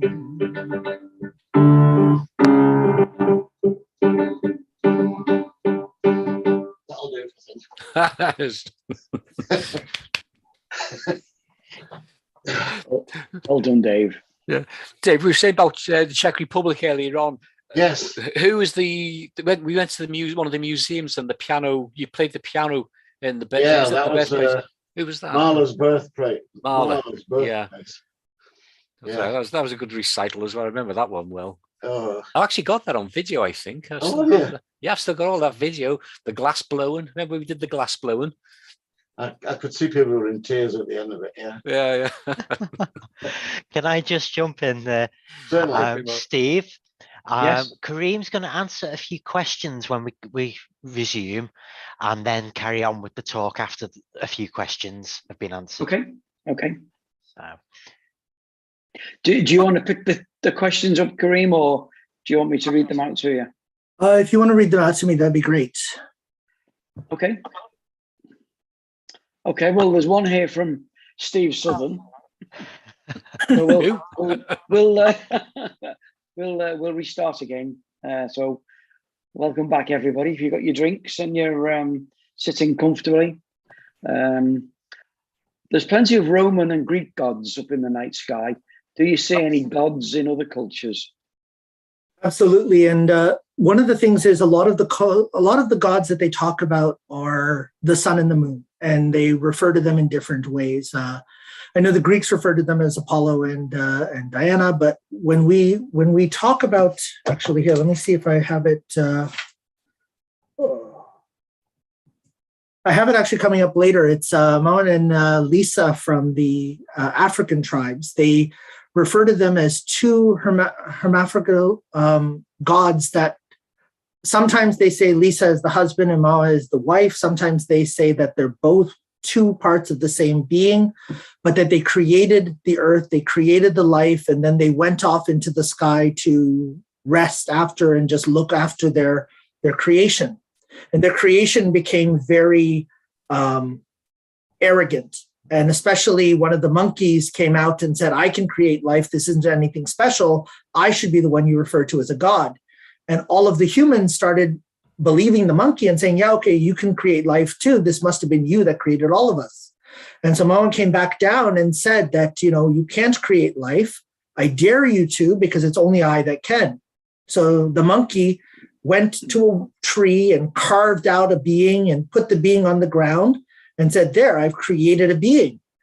And Mawan said, it's not moving, it's not alive. And so the monkey drew in a deep breath and blew, and nothing happened. So he drew in an even deeper breath and blew even more. And the object, the thing he had created, moved, but then settled back down. And so then he said, I guess you're right. I can't create life. You're the only one. You can go back up there. We'll behave ourselves now. But Mawan knew that once arrogance had been reached, it was going to come back. So she said, as penance, you have to have this porridge. And so the monkey started to eat the porridge, but the porridge included the seed of death, and the monkey died, so that Mawan could turn to the humans and say, not only can I create life, I can take it away. And so the whole deep breath and the blowing and moving of the objects made of tree and made of wood was connected to the times of year when you had monsoon-like winds and rains coming through the area. So a lot of the gods are gods of nature, such as the Slender Man was a god for for the Navajo, but it isn't one god. It's many, many, many gods, like the pantheon of Greek and Roman mythology. Fascinating. Thank you. And I saw there was a question earlier about bears having tails. And I do absolutely agree that most bears do not have perceptible tails. But if you want to see what bear tails look like, here's a small snapshot of a few of them. There are tiny tails. I think that was my comment, Karim. Is it known as a vestigial tail, I think? Exactly. We've discussed this on Astro Radio many a time. But yeah, I think the Greek legend where the little bear, to save the little bear, it swung around by its tail and thrown into the sky. And the tail snapped off. Allegedly. Yeah. But there we go. I find that part of the story traumatizes little kids, so I leave that part out most of the time. I'm sure the bear wasn't happy either. It's funny how the idea of the kid actually shooting an arrow into his mom doesn't traumatize them. Yeah. But the idea of losing a tail because you swung too hard, I guess it's too much like the kids who have cats at home and have tried it. I don't know. Okay. There was a question earlier that we were chatting about that Steve asked, but he wasn't here for the discussion, which is, can we actually do astronomy in Canada in this weather? Yeah, I think it was Jared Gilligan who raised that question. So we actually do astronomy in this weather. Oftentimes we simply use heaters for our optical tubes, for our eyepieces, for our cameras. There's an entire market of insulated igloo-like tents where you can set up beside your telescope, and in a touch of somewhat comfort, you can do it. Most of our observatories are heated on the inside to some degree, but you can't heat them too much or you get temperature perturbations in your viewing. A lot of astronomy does slow down for us in the wintertime, but I found that a lot of our amateur astronomers in our society work around it, and they go out even in -30 temperature to just catch a few images to keep adding to whatever their bank is. Because the neat thing is when it's -30, if it's not cloudy, the sky is pristine because you have no temperature gradients, you have no humidity fluctuations. Because if there was humidity, you'd have clouds or snow. If there's no humidity, when you get to that deep of a temperature, I've gone out for the Geminids in -30. And I mean, you're out for 15 minutes, then you have to go in for 10 to 15, then you're back out. It takes, a few minutes for your eyes to adjust. But you can see the Orion Nebula with your naked eye. You can see the gorgeousness of the Pleiades. You can see a little bit of the nebulosity there with your eyes, because it's so crystal clear and it's so cold that there's no turbulence. And it's an incredible feeling to see a meteor shoot through the sky, if not many meteors, during that time. Fantastic. Yeah, well, I think the coldest I've been is probably about -15 when we've been out in our dark site out in North Wales, and yeah, your eye was sticking to the eyepiece. Well, your eyelid, I should say, was sticking to the eyepiece as it was freezing up. But we have heaters and things like that as well. We now have clothes, and maybe you have this. We have clothes that have like heaters in them as well, socks and body warmers and things like that. Especially need them when you get a bit older. Well, even those ones that you can find at the dollar store, the pound store, those little heat up. Balls, right? That you can just put into your gloves, or you can put them directly in your jacket pockets. What you can also do is you can take a little band of cloth and use those same ones right at your eyepiece and keep your eyepiece from frosting up. Ah, right. Yeah. It's a cheap way if you don't want to have an electronic setup and you don't want to try to pull out a power source, because the hardest part for the cold weather for astronomers who want to try to work around it is how quickly your battery dissipates, how quickly your power draw goes up as the cold hits. Yeah. But I was mentioning that I had my students planning to do observations of Orion for Globe at Night for the Dark Sky Initiative, and planning to do observations of the moon. And then the cold hit the minute I assigned it. We had 3 straight nights of clouds, and then 5 straight nights of -20 plus wind chill. So it was -30 plus in wind chill once the sun had set. And I told them, don't go out, don't try this. We're going to extend it into March. We're going to go for the next new moon phase. Don't worry about it. But I'm happy to say that a lot of students still decided to go out and take pictures and try to see stuff, because once you start to recognize what you can find in the night sky, you want to see if you can see it for yourself, right? So I had them out there and they were taking videos of themselves, a couple of them, with their gloves on, figuring out where the North Star was, and then trying to do the fist measurement to see if it really was 45 degrees, which is our latitude. And then they'd be like, I think it was, but my hands were shaking too. It's great to see that the bug is stuck with them to go out and look up, even in that type of temperature. True amateur astronomers. Well done to them. I hope so. I'm so proud of them. Whenever they do that, I want to share. So I share their pictures on the global star parties on Tuesday nights, and I give them credit.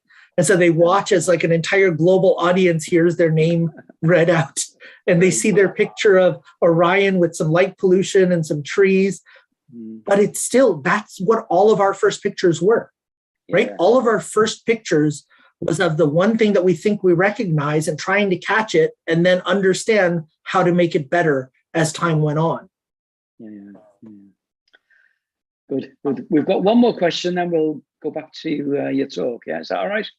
Sure. Yeah, okay. So this one's from Mark. Without trying to make a loaded question, does any of the mythology suggest a deeper shared history between cultures across the world than contemporary science recognizes? So I do know Mark ahead of time, but I did not plant this question, but this actually goes right into the next thing that I'm going to share with you. So I'm just going to go ahead and start because this fits perfectly. Okay. Mark, I'll pay you about that later, okay? Right. Over to you. Thank you. I swear I have not seen this talk before, so I did not know that was coming up. So we've talked about Orion for a little bit now, and we talked about the different ways in which Orion was viewed and what I have my students do based on this idea that something as simple as one star Betelgeuse can be reflected in many different cultures. Well, it turns out that as much as Orion is this flagship constellation in the wintertime, the Pleiades may prove to have an even deeper role in understanding the way in which a lot of cultures see the Seven Sisters. So I want to start off by telling you a little bit about this wonderful exhibit that I found in Australia called Songlines.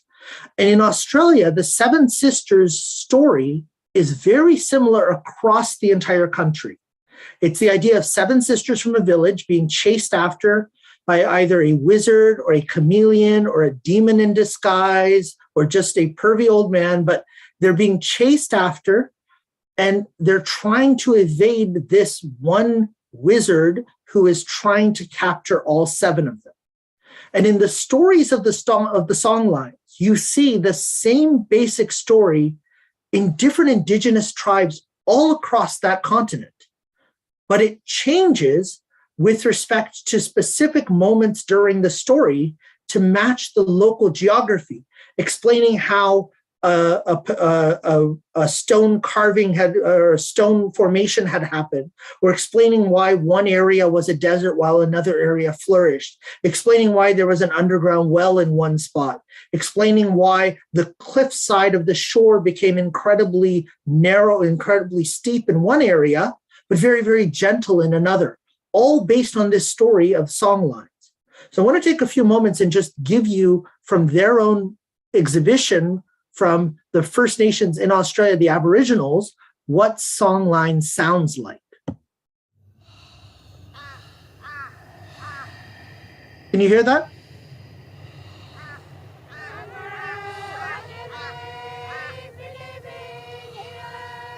This is an epic tale of pursuit across the land that forms the land. The pursuer is an ancestral shapeshifter who transforms into multiple guises to trick the seven sisters he attempts to possess.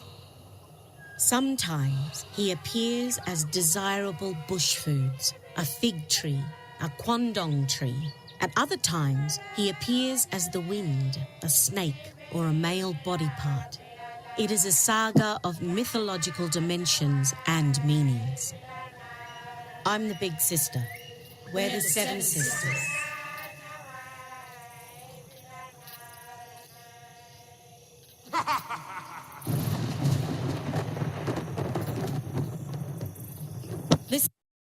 The songlines goes through this entire tale and carries the story from region to region across Australia. Here's what's really interesting for me. Those seven sisters, in every part of the tale, one of them either gets trapped or falls for the wizard or gets caught by the wizard for a short amount of time before they escape. And as a result, one of them has lost a little bit of their luster, a little bit of their shine before they escape up into the sky. And they use that to explain why the seven sisters, there's only six that shine particularly bright. Now, why I find this really fascinating is when we look at the original tale of the Pleiades that some of us learned from the Greeks, where it's the seven daughters of Atlas, and he's trying to protect them from the hunter Orion. And so they form the shoulder of Taurus. Or you look at the Arab one where Aldebaran is actually, that's the name for chase. So it's chasing, it's following the Pleiades straight through the night sky. You look at the First Nations, and in a lot of the First Nations, instead of seven women, it's seven boys. And those seven boys are themselves incredibly frustrated by the chores they have to do because they're still boys. And so they're really upset and they want to do what's called the feather dance to rise up into the sky so they no longer have to do chores. So they start doing the feather dance, and the tribal mothers see that they're actually starting to rise up into the sky and that they're going to escape their chores and they're going to escape their family. So they run after them and they manage to catch the heel of one of them and pull them back down before they escape free. So one of them is always a little bit dimmer, a little bit lower, a little bit not quite as bright as the others. So here's what's fascinating. When you look at the story of the Pleiades in different cultures, in almost every area of the world, it's seven sisters, seven brothers, seven animals in one area, but seven potatoes in South America or Southern Africa, because there it's potato planting season at that time. So it's actually seven dug up potatoes. But one of the potatoes is dirty because it was in muddy soil. And so that's a reminder never to plant your potatoes too close to water sources. there's always one that's dimmer. There's always one that's subdued, that's light is a little bit dimmer, that was caught by the wizard and defouled, that was dirtier, that was pulled back by their mother and covered in soot from the fire because they couldn't rise up high enough, fast enough. And that matches the fact that right now, when you look at the Pleiades, you actually see 6 relatively bright stars of the same brightness, and then one that's a little dimmer. And that one that's a little dimmer, still being part of an original 7 and not in a classification all its own, actually matches 2 possible interpretations. And we don't know which one of these is perfectly correct. One is that 7th brightest star of the Pleiades is actually a complex stellar structure. And so its stellar structure is such that it seems to go through periodic brightenings that last for many, many hundreds to thousands of years before it dims down a little bit. So it's not a Cepheid variable star where the brightness varies in a very punctual way over a few days, but it does seem to have some instability to it if our current spectral analysis of it is correct. But the other is the fact that that 7th star is very close to the 6th star. And if you look at the proper motion of the stars of the Pleiades, they appear to have moved closer together over the last couple of millennia. And we don't know whether there would have been naked eye decipherable as 2 separate stars if you look far enough back in time. And that's one of the suspicions, is that it possibly was 7 bright stars at some point for one of those 2 mechanisms. And that is reflected in the tails all across the world for the Pleiades. Everybody has it as 7, even though it's 6 that are of common brightness. Now, I say everybody, but I actually found one place where they call it 11, because it's 6 that are a very bright level, and then 5 that are kind of at that next level of brightness, somewhere around, a 2 to 4 brightness in our, or minus, about a 1 to 4 brightness, something like that. What's neat is this is in the Andes. And in the Andes, they call the 11-star Pleiades the crop star, or the star that signifies what their crop is going to be like. And they use it before sunrise in the springtime. Now, if you look at the Pleiades before sunrise in the springtime, there's 2 possibilities. If the sky is relatively clear, it's still very, very bright. But if the sky isn't completely clear, if there's a lot of humidity in the air, you're going to see it a little bit dimmer. And what they do is they say that if it's completely clear, then most of the actual turbulence is yet to come, but it means early rains. And if it's dim, then most likely the rains will not come right after planting, and we should delay planting by a little bit, and we won't have as good of a crop, so we have to hunt more. It's really weird, and it seems almost against our common sense of what we would expect to see for brightness being amplified by humidity in the air. But it turns out that this interpretation has allowed the peoples of the Andes Mountains to predict correctly the effect of the El Nino biseasonal change for over 400 years, before we even had mathematical models of meteorology to tell us how severe El Nino will be from year to year, let alone from decade to decade. They look at the Pleiades pre-dawn and are able to determine what the El Nino effect will be on their crops, which I just find incredibly fascinating. That they're the only group that I was able to find that doesn't see this as 7, because they look at the overall brightness of 11 stars. And if they can't see all 11 brightly, then they know that it's going to be a dim planting season, and they should wait and not waste their seeds by planting early and having some of them die from drought. So this idea of the Pleiades being such an important role in understanding what nature is doing isn't just in the Andes Mountains. In fact, in the Mediterranean, they used to use the rising of the Pleiades just before sunrise as the time for them to start their actual nautical navigation. So the ships would start to go out again in the springtime when the Pleiades would be setting would be rising just around sunlight. Now, here's another really amazing example of where science fits directly into their observations of the night sky for indigenous peoples. And this is again in the Southern Hemisphere. This is the Meriam people of Murray Island in Torres Strait. And they have this beautiful song called the Twinkling Star Song. So it's not our Twinkle, Twinkle, Little Star, How I Wonder Where. It's not that. This one is a recognition that every now and then you're in a completely calm and clear night, but when you look up, the stars are twinkling. Now that effect is scintillation. We know that effect. But that effect of scintillation on a clear night can only be caused by very high altitude winds and pockets of cold and warm air moving around and causing the starlight to bounce around. And in that area of the world, high altitude trade winds are the precursor of monsoon season. And monsoon season is when everything brown on the land turns green.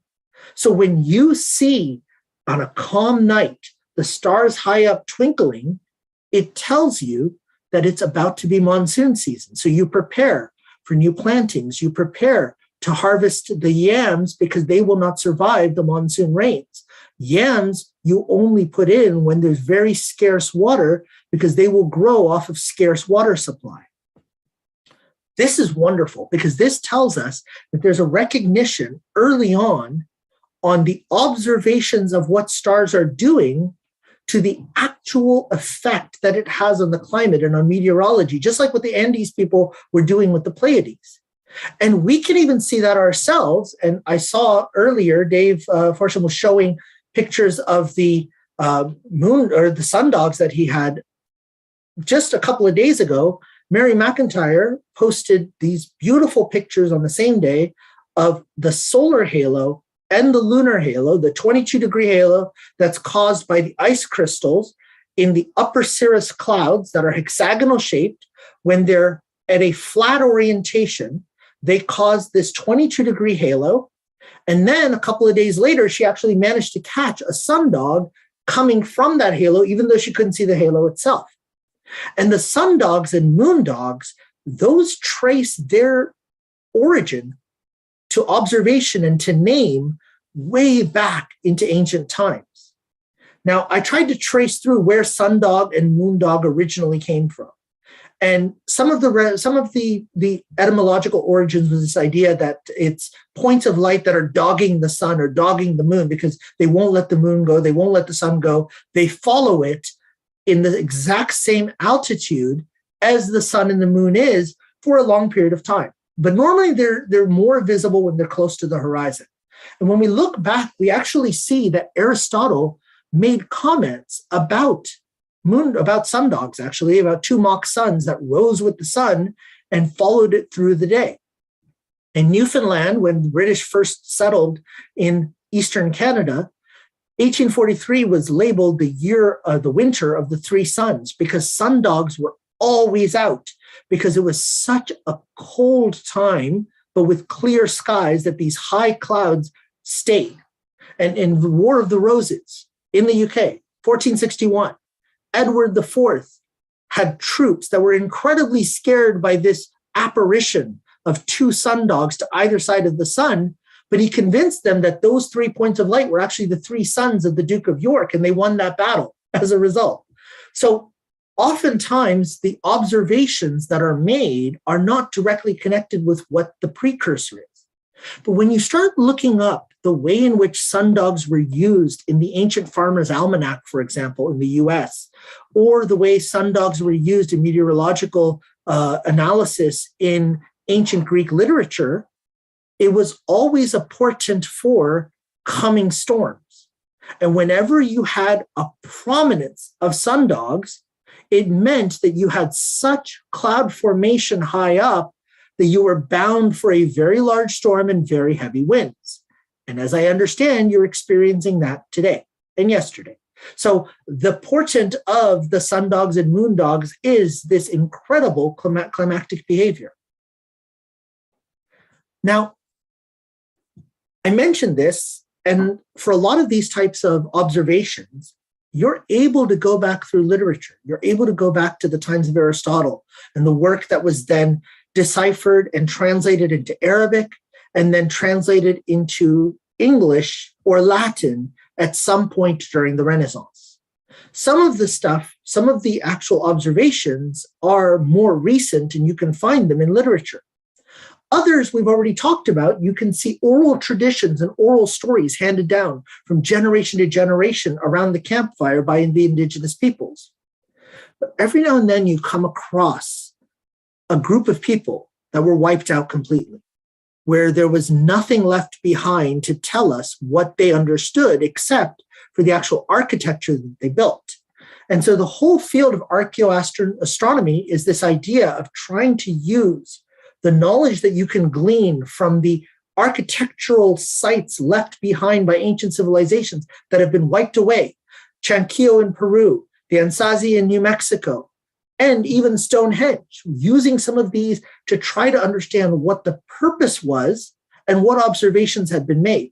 So now in Chanquillo, there's these two beautiful complexes, the solar complexes, and I had a student do a project on this a couple of years ago with another classmate, and they built an entire 3D model. They programmed in exactly what they wanted, and they built in the 3D model, and they showed where all the solar chambers are, where the sunlight comes on summer solstice, on winter solstice, on equinox, which parts brighten up, where there's a sun dagger that tells you the direction that the sun is moving, even where there were evidence of petroglyphs that told you about possible solar eclipses that were observed at that time.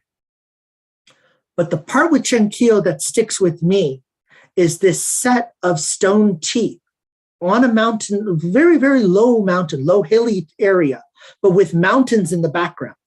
And so you can see these two architectural solar observatories set up here and here. Then you have your row of these teeth, of these stone teeth, and then you have the mountains behind. And when you actually observe it from one of the solar observatory points, the Sunrise Observatory is what it's called, you can actually see that it indicates where the sun is at June solstice versus December solstice versus equinox when you have the sun in the sky for exactly 12 hours.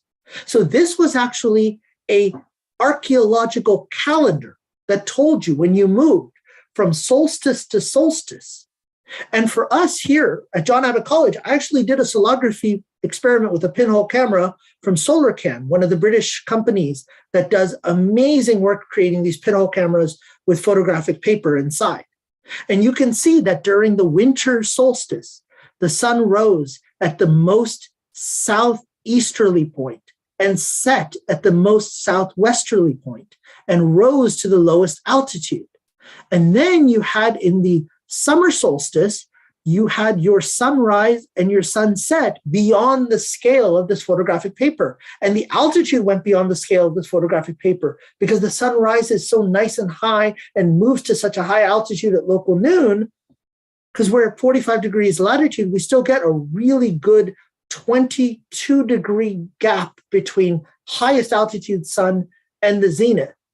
And so we get a beautiful sunny day throughout the day there. So when we're looking at this type of archaeoastronomy, what we typically see is moments where we can line it up with the sun or the moon and try to understand what that site was trying to show us. So Stonehenge is an area that's of constant interest, not just to astronomers, but also to archaeologists and yes, to astrologers, but we'll leave those on the side for now. But we know that there's certain points where the stone formations line up at the solstice, especially at the winter solstice, where you can have this beautiful view of the sun rising just between the rocks. But it's important to recognize that some stone structures don't serve astronomical purposes. And a few years back, we found these underwater stones in Lake Michigan here in the US area. And in Lake Michigan, they found these underwater stones and they tried to do sonar imaging of the stones and figure out how deep they went, how big they were, and whether or not they were circular in nature. And, you know, all the tabloids and all the papers would be like, North American Stonehenge found. And can you believe we had Stonehenge here in the US? And I mean, they just went overboard with it. And then a couple of years later, we found an even larger one under the water in Lake Huron here in Canada. But the one in Lake Huron in Canada, you could clearly see a row of stones, not what seemed like a circular arc, and then a circular arc at a different location. And so a lot of the astronomers and archaeologists recognized that these had a different orientation than Stonehenge. This must have something else to do. So what do you do when you come across an archaeological find and you don't know what it is, and you can't really investigate it hands-on yet because it's deep, deep underwater? You go to the local Indigenous tribes and you ask them to share their stories. And as they share their stories, you try to learn what you can about references to these stones. And for the Lake Huron one, we were actually able to do that. We were able to find out that this set of stones was actually guiding markers for a herd of caribou to be led through an area where you could pick off only certain ones, and the rest of the herd would be pushed into more plentiful grazing area so that the herd itself would be sustained. And you would have new caribou come up the next year. And so what you would do is you would have hunters set up behind these stones all across this gangway. And as the herd of caribou would pass by, they would take down the elderly, and they would take down the ones that didn't seem to be as spry as some of the others, so that the youngest, healthiest would be able to keep the herd going. And so we were able to determine that this series of stones in Lake Huron had nothing to do with archaeoastronomy. So this is kind of almost a cautionary tale. Another cautionary tale is actually the passage tombs that we have in Ireland, in Douth and Knowth and Newgrange, even at Avebury, where we recognize once we start to excavate them that we really have this beautiful archaeoastronomical setup. And I mean, Newgrange, it lights up at the winter solstice. For Stonehenge, I believe I said winter solstice, I meant summer solstice earlier, but Newgrange lights up at winter solstice. Douth is actually another cautionary tale, because when they realized that something was there, they wanted to dig in and excavate, but they did so with an uncontrolled detonation that caused the entire set of chambers inside to fall in. And it was only really the entryway stone there that was able to be salvaged. And the entryway stone shows some incredibly precise petroglyphs of what appeared to be total solar eclipses. And there seems to be some sort of a code or a hieroglyphical map that tells you how to interpret them. But wherever the key is likely inside those destroyed passages. So there's a lot to be seen there. And one of our local Rask Montreal Center members, Robin Edgar, actually has done some research papers on Douth and the other passage tombs and trying to be able to determine which solar eclipse represents which one that we believe would have been visible in Ireland at that time. So when we talk about astronomy and we talk about the view of the stars, it's important to remember that it's also the wanderers, the planets that we were observing from ancient times. And it's not just the Greeks that wrote down, look, there's these wanderers, and then the Arabs who said, hey, look, Ptolemy's model, there's problems here. There's problems, and this Tusi couple might be able to solve some of those problems, but it can't solve all of them. And then Kepler went and used the Tusi couple and rearranged a few things, and then realized that with Copernicus's model, he has to use elliptical orbits with a very slight eccentricity, and all of a sudden we can predict where the different planets are. That's fantastic.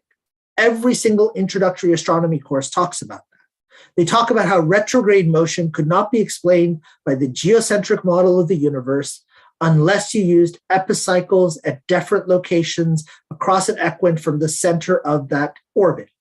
And you'll have students come out being able to draw what an equant is and being able to draw what an epicycle is and talk about all of that. And that's fantastic. But it doesn't recognize the fact that retrograde motion has been seen from day one. We've always seen retrograde motion of the planets. And in Indigenous culture, they reference retrograde motion in different ways. So our Cree in our plains area here in Canada, in what's called the prairies, they talk about the retrograde motion of Mars, and they call it the moose spirit. Here's what a moose looks like if you've never seen one. They're huge animals. And when you're hunting moose, when they travel in packs, when they travel in herds, there's typically one of the elders that moves ahead of the others to pace the way to where they're going. Now, moose, they're huge. Once they get going, they have a lot of inertia. They're moving through. They don't just stop. So when they're startled, what they do is they run in a very large circle trying to figure out what startled them. And if they don't see anything that actually startled them, then they keep going in the path that they were going. Kind of like retrograde motion, right? It goes back on itself in a circle, then continues in the way that it was going.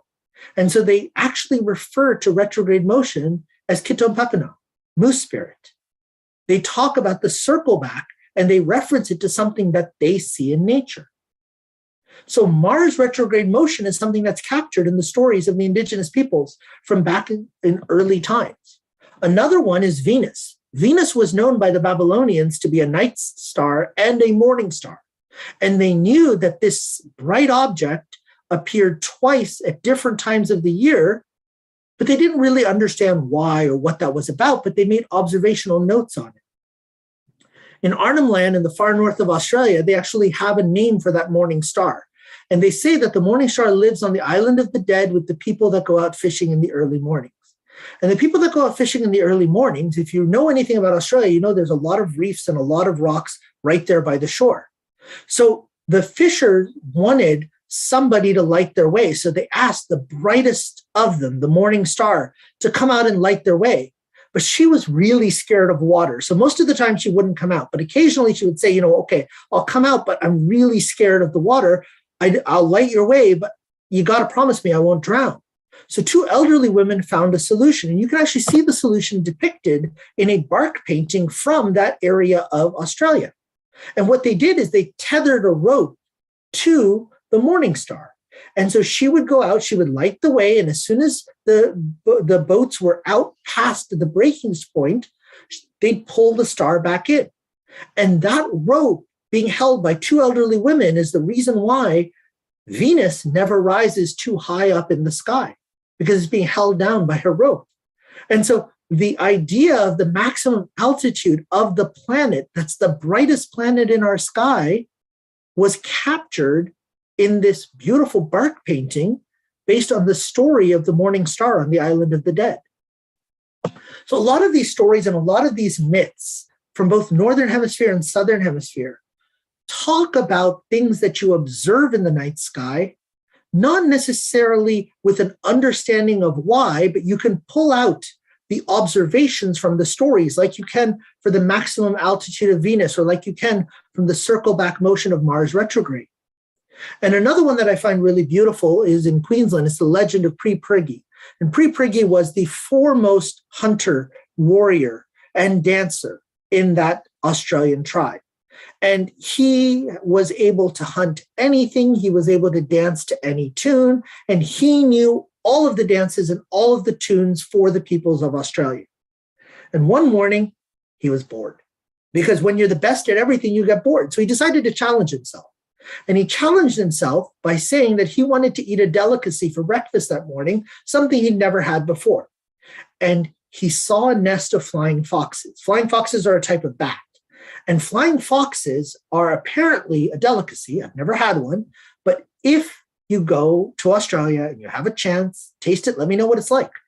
But what Pre Priggy did is he said that if I'm going to catch a flying fox, I'm going to catch the chief of the flying foxes. And so he hunted and he snared the sleeping chief. But the chief's death cries woke up the entire rest of that colony of flying foxes. And they chased after Pre Priggy and they pulled him up into the sky and they kept him up there in penance. So now in the morning, all of the rest of his tribe awoke and realized that Pre Priggy was missing. And so try as they might, they couldn't figure out what to hunt. Try as they might, they couldn't figure out what tunes to play. And they definitely couldn't figure out the dance. And Pre Priggy was stuck up in the sky with the flying foxes. And the flying foxes were taking him on and said, now you've killed our chieftain, so you have to lead us. So he started playing his music and teaching them the dances. And on the ground, the Australians heard music coming from the heavens. And they looked up and they saw twinkling points of light through dust. And they realized that that was pre-Priggy playing their music. And so they danced along on the surface of Australia.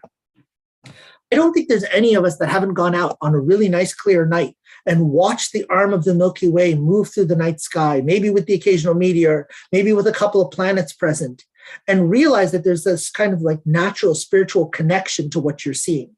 And that natural spiritual connection to what you're seeing led to a lot of these stories and a lot of these thoughts on what caused the Milky Way.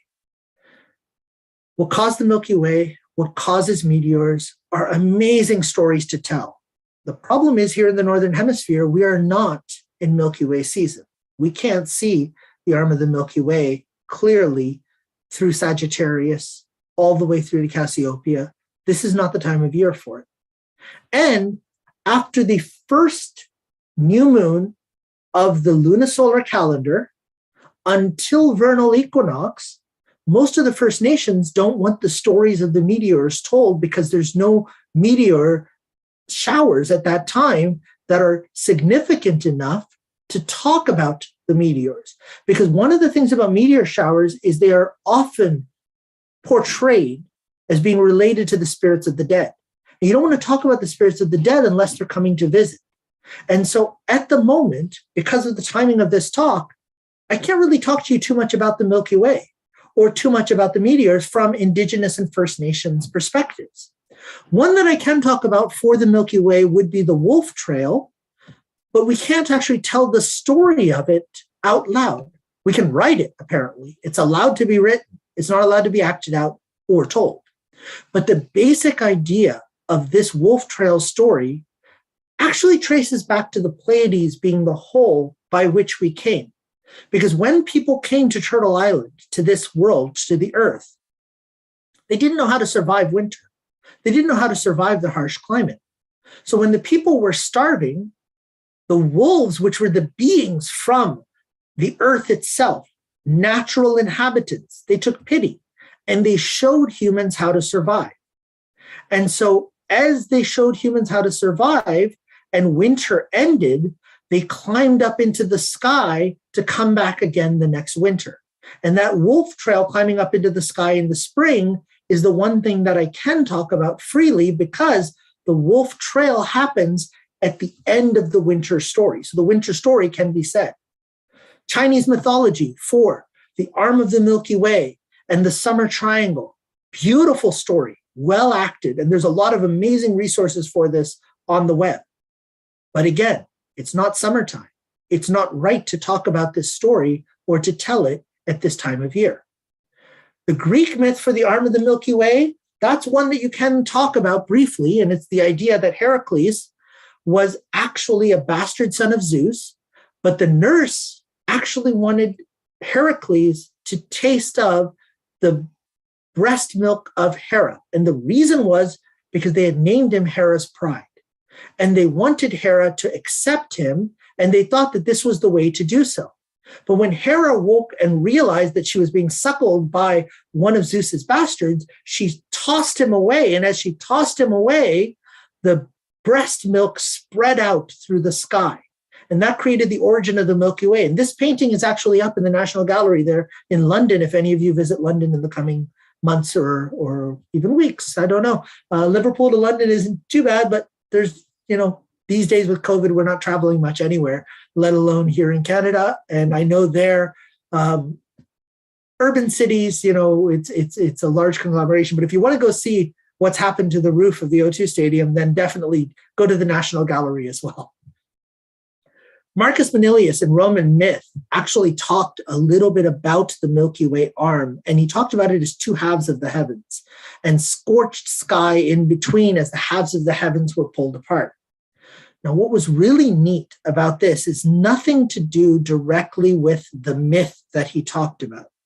It was the fact that he was one of the first outside of Democritus in Greece and a couple of the Arab scholars to say that they felt that the Milky Way was actually masses of faint stars because they could see what appeared to be points of light on the periphery of the arm of the Milky Way.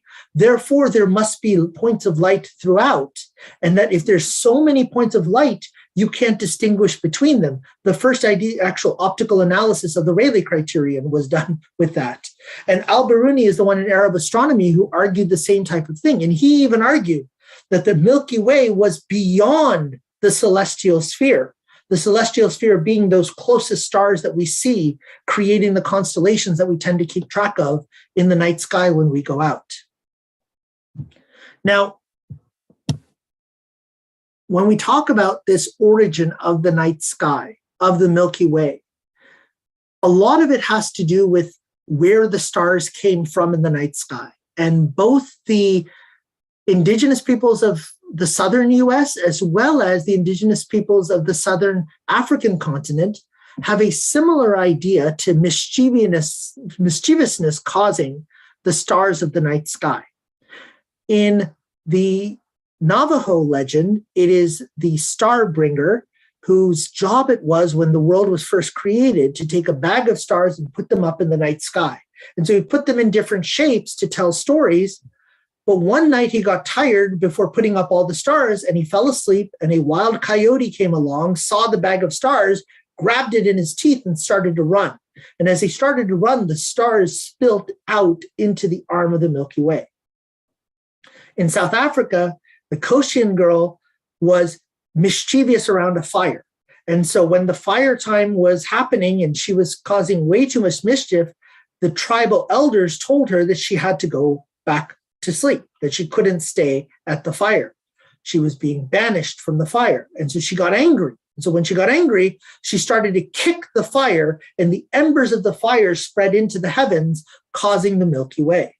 And then we talked earlier about the idea that some of the origins of the stars in the sky and the Milky Way itself, the arm of the Milky Way and the motion of the night sky, are connected to the idea of some of the gods or goddesses of different cultures. Apollo and Artemis are our moon and sun gods in Greek culture. In South African culture, it's Mau and Lisa, who are twin children. Typically, they're either considered Mau as the wife and Lisa as the husband, or vice versa, or Mau Lisa as a two-faced single entity that could do both day and nighttime things. And they were the creators of all deities and all of humankind. And so every story in that region, in Yoruba religion, is linked to Mau and Lisa starting the story, coming from either, if it's a daytime story, what the sun would do, or if it's a nighttime story, what the moon would ask. And that every now and then, Lisa gets so angry that she will disappear from the night sky, and then you have to ask her to come back with a feast on the night of the new moon so that the moon will start to come back to watch over us again. I want to leave off with a little bit about the solar eclipse, because this past summer we had an annular solar eclipse that was visible for us here in Canada. And I took some pictures of it and shared it with the Virtual Telescope Project over there in Italy. It's a beautiful setup there to share events from all across the globe in real time using this interface called the Virtual Telescope Project. And if you've never seen it, if you've never checked it out, I highly suggest you do it. We have a lunar eclipse coming up on May 15, 16 here, visible for us in Montreal, the total lunar eclipse. And if weather allows us to, we plan on imaging the whole thing and sharing it with the world, both through a global star party as well as through the Virtual Telescope Project. What's really interesting to me about the legends and tales of the solar eclipse is that there's a lot of commonalities between all the different cultures. For the Vikings, it's the two wolves chasing after the sun and the moon to bring about the apocalypse. Skoll chases the sun, Hadi chases the moon, and Hadi is also sometimes called, the moon is sometimes called Mani in some of them, but they're both, both wolves are the sons of Fenrir. In the Eddic poem, when they talk about these two chasing after the sun and the moon, one of the really interesting things is that the masculinity and the femininity of the terms for sun, moon, and for Hadi and Skoll are switching back all the time. Kind of like what we saw in the African tales of Mau and Lisa.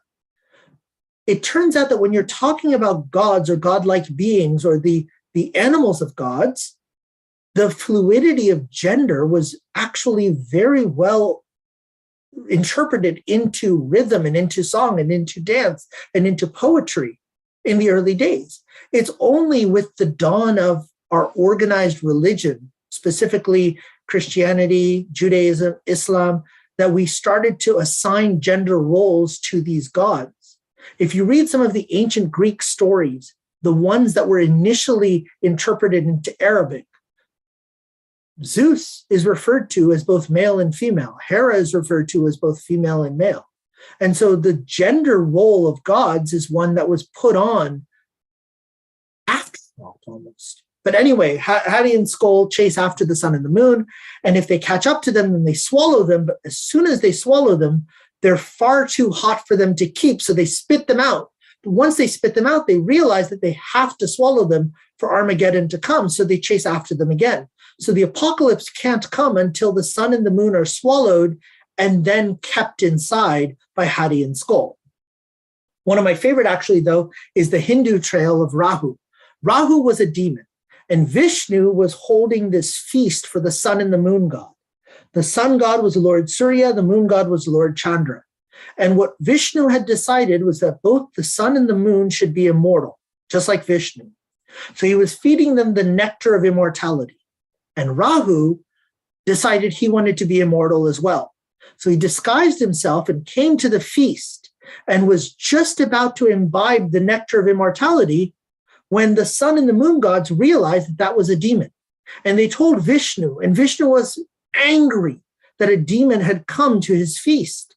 And so he whipped out his blade. And as Rahu swallowed the nectar of immortality, Vishnu beheaded him. So now you have a beheaded head of a demon. The head is immortal. The body has dissipated. And he was betrayed and given away by the sun and the moon. So now he chases after the sun and the moon all through the night, all through the day, all through the year. Every now and then Rahu catches up. And when he catches up, he swallows the sun or he swallows the moon. But he's only a head, which means once swallowed, they reappear from directly underneath, and Rahu has to start chasing them again. So it matches this idea that the eclipse only happens for a short period of time, and that short period of time, it then reemerges after that. The Egyptians would talk about the solar bark of Ra, this idea of a solar arc that the sun god Ra would be on when he rose near the horizon. And if you ever have, like we did this past summer, a solar eclipse happening just at sunrise, you actually can see that bark effect. And that bark effect is also often shown in the antlers of the solar bull or cow in Egyptian hieroglyphs as well. Now, when we talk about predicting and documenting eclipses in ancient astronomy, it's important to recognize that astronomers, and at that time astrologers or court scientists, would go out of their way to try to learn as much as they could about the night sky to help their emperor to hold sway over the people. And so one of the cautionary tales is actually Ho and He, because Ho and He predicted an eclipse incorrectly for the Chinese emperor Kang in 2159 BC. And so since they were wrong, he immediately beheaded them right there on the spot because he had been shown to be wrong. And we know that we've seen eclipses noted in Babylonian times, and they were actually able to determine the cycle of syzygy between the same eclipse happening again for the same orientation of the ecliptic, the tilt, and the position of three bodies being 18 years, 11 days, and 8 hours. That's incredible that they had such precise observations. What's even more incredible is if you look in any codex of Mayan astronomy, or even in Babylonian astronomy in any of their writings, you always see lunar eclipses and solar eclipses depicted together. And the reason they're always depicted together is because we know that once you have the alignment for one, you have the likelihood of another being visible somewhere on Earth. And so this recognition of both the syzygy observation and the confluence of the two types of eclipses happening together is one that we see all the time. And if you look at the down petroglyphs on the stone of the seven suns, the seven solar eclipses, There seem to be indications of moon behavior as well on that entranceway stone. So to end off, I thought it best to end off with an authentic voice. This is one of our Innu astrophysicists who works in Hawaii at the Canada-France-Hawaii Telescope. And for the 2021 solar eclipse, she put together a short video to describe one of the Innu legends of the eclipse. I just want to share that with you quickly. See if this works.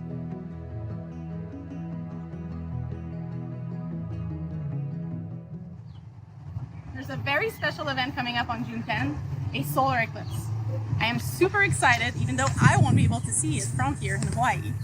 Many people in Canada, you, my family, my friends, will be able to see either a total or a partial eclipse of the sun. And this is super rare.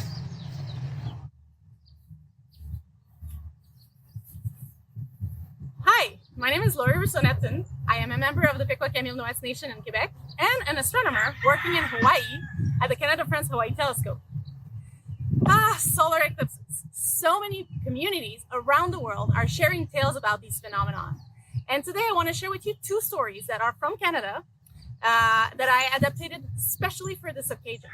The first one comes from the Inuit territory. In a time when darkness covered the earth, Melina and her brother Anengen lived in a village. Using the darkness to hide, someone was disturbing Melina at night. One night, with the hope of finding out who it was, Melina spread dirty black grease all over the mystery face. And using a lamp, she looked at everyone's face to find out that her brother was the culprit. Very mad, she grabbed a brand from the fire and started chasing him. Anengan ran into the sky and Melina flew after him. He then transformed into the moon and Melina whipped the fiery brand into the sun. During the pursuit, sparks got spread around from the brand and became the stars. They have now chased each other in the sky for immemorial time. Anengan often forgets to eat, and so he gets thinner and thinner as days goes by. Every month, the moon disappears for a few days while Anengan eats. Then the chase continues. This eternal cycle makes the sun alternate in the sky with the moon. When there's a solar eclipse, Anengan has caught up with Melina, and Melina is known to be the goddess of the sun, while Anengan, the god of the moon for the Inuit people. Now, the second story comes from multiple communities. So those are some of the stories of the eclipse, and I wanted to just see if this works. Yep. I wanted to thank you, and I'll open it up for questions, but first, in the words of the Mi'kmaq, Wilaleok, which means thank you for sharing my stories.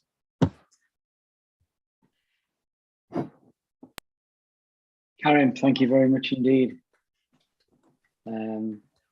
This is the point where we now give a round of applause. So here's a virtual round of applause. Put your microphones on for this bit. Thank you, everyone. That was a lot of fun. Thank you. That was fantastic. What a really, really good. We've got a couple of questions still in the chat. Sure. One of them is from Gerard. In North America, you find arrangements of stones on the ground, which date from 4,000 years ago. These are called medicine wheels, and they're used to help with planting crops, religious worship, but they also have been found to predict astronomical events. Do you find any of these arrangements of stones in Canada? We do, and there's actually one set of stones that travelers leave constantly to show where you're heading based on where you came from and where the North Star is. And those are called inukshuks. And you can sometimes see them as two little stones that look like legs, a stone coming across that looks like the torso with the arms to the side, and then a couple of stones on top as the head. And the direction of the inukshuk, the size of the inukshuk, if you make it correctly, tells you the direction somebody's going compared to north. And you use that as a trail marker as you travel through the Northern Territories. When you're talking a little bit about the medicine wheels in North America, one of the things that you pointed out was that they're used for crops. That's actually directly related to the observations that they make with the night sky, because the position of different stars at different times of the year tell them which crops to put in and where to put them, how close to the water, whether or not some of the medicine wheels actually are changeable and their position are changeable based on how much flow you get coming out from the ice thawing in the mountains. And that's specific for the tribes that are right beside the river. And so you can see that for some of the Sioux and so the Sioux and the Algonquin, we know that we have both in North America, in the US, northern US, as well as southern Canada. But for the Sioux and the Iroquois in eastern Pennsylvania near the Allegheny River, their medicine wheels are actually constantly rotated throughout the year or throughout the seasons. Wow. Okay. Thank you. Thank you for that. Oh, you're welcome.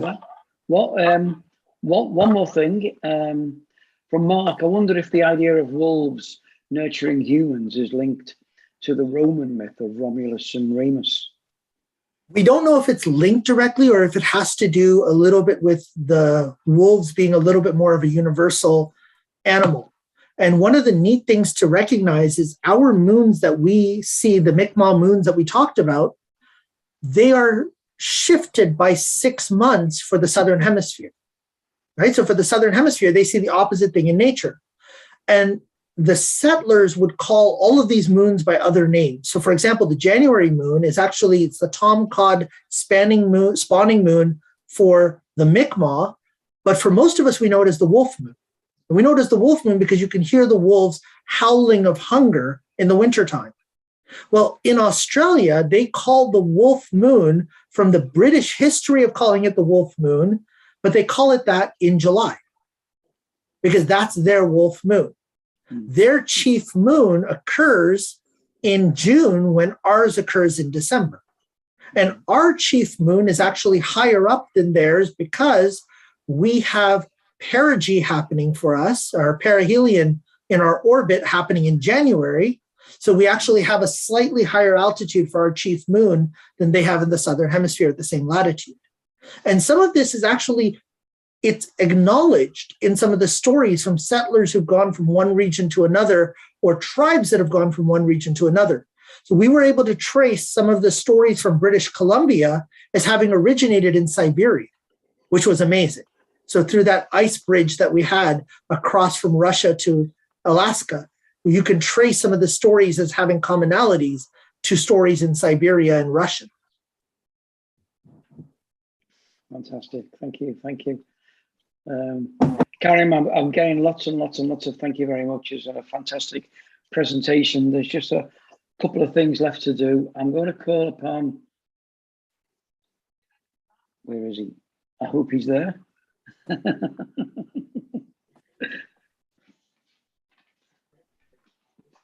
Is Phil Williams there? I am. Yeah. Hello, Phil. I'm going to call on you now to do the vote of thanks for me to Karim. Okay, thanks, Steve.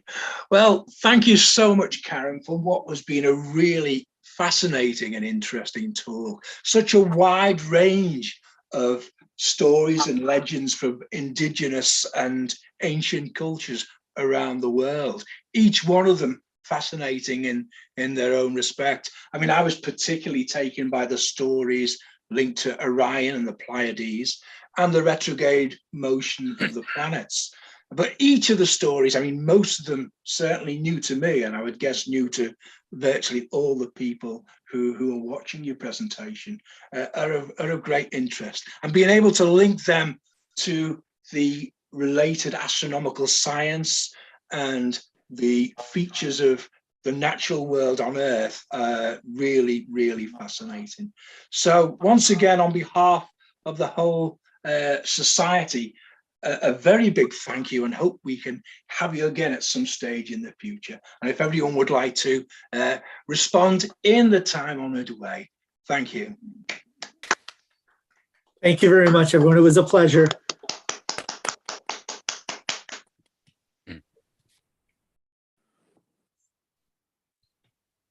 Right. Okay. Thank you, Karim. It leaves it. I'd just like to thank Dave Galvin as well for making this possible and arranging this talk from the radio show that Dave does with Pete Williamson. He was able to contact Karim and arrange this fascinating talk about how other cultures see and interpret the night sky. So thank you for that. It just leaves me with one thing left to do. The date of the next monthly meeting is March the 18th, 2022. We're not sure yet whether we will be back in the Quaker Meeting House. We hope we are. We'll let you know, or whether we'll just be online as well. And of course, we've now started doing Zoom from the Quaker Meeting House when we've had the odd meeting there. So we just have to bear with us while we wait and see. We'll let you know. The guest speaker, if we were in the QMH, would be Dr. Luke Hart from the University of Manchester. And his expertise is the cosmic microwave background radiation. And it leaves me to say, please make sure we can keep in touch with you, so we've got the correct email for you so we can update you. And thank you very much, everybody, for joining tonight. Stay safe and well. And thank you, Karim, once again. And goodbye, everybody. Meeting closed. Thank you. Thank you. Yes. Thanks for having me. Thanks very much. Right, I will stop the recording and stop YouTube. And if anybody wants to stay around in Zoom, and we'll have a nice social catch up. And that includes you as well, Karim, if you've got the time. I can stay for a little bit. Thank you. Cool. Thank you very much. I have to go, Mark, so I'll leave you to it. You can have no problem. A bit of a relaxing chat. All right. Yeah. Thanks, everybody. Thanks very much, Steve and Mark, for organising things. Great meeting you. See you all next time. Thanks, Ken. Take care. Thanks, everyone on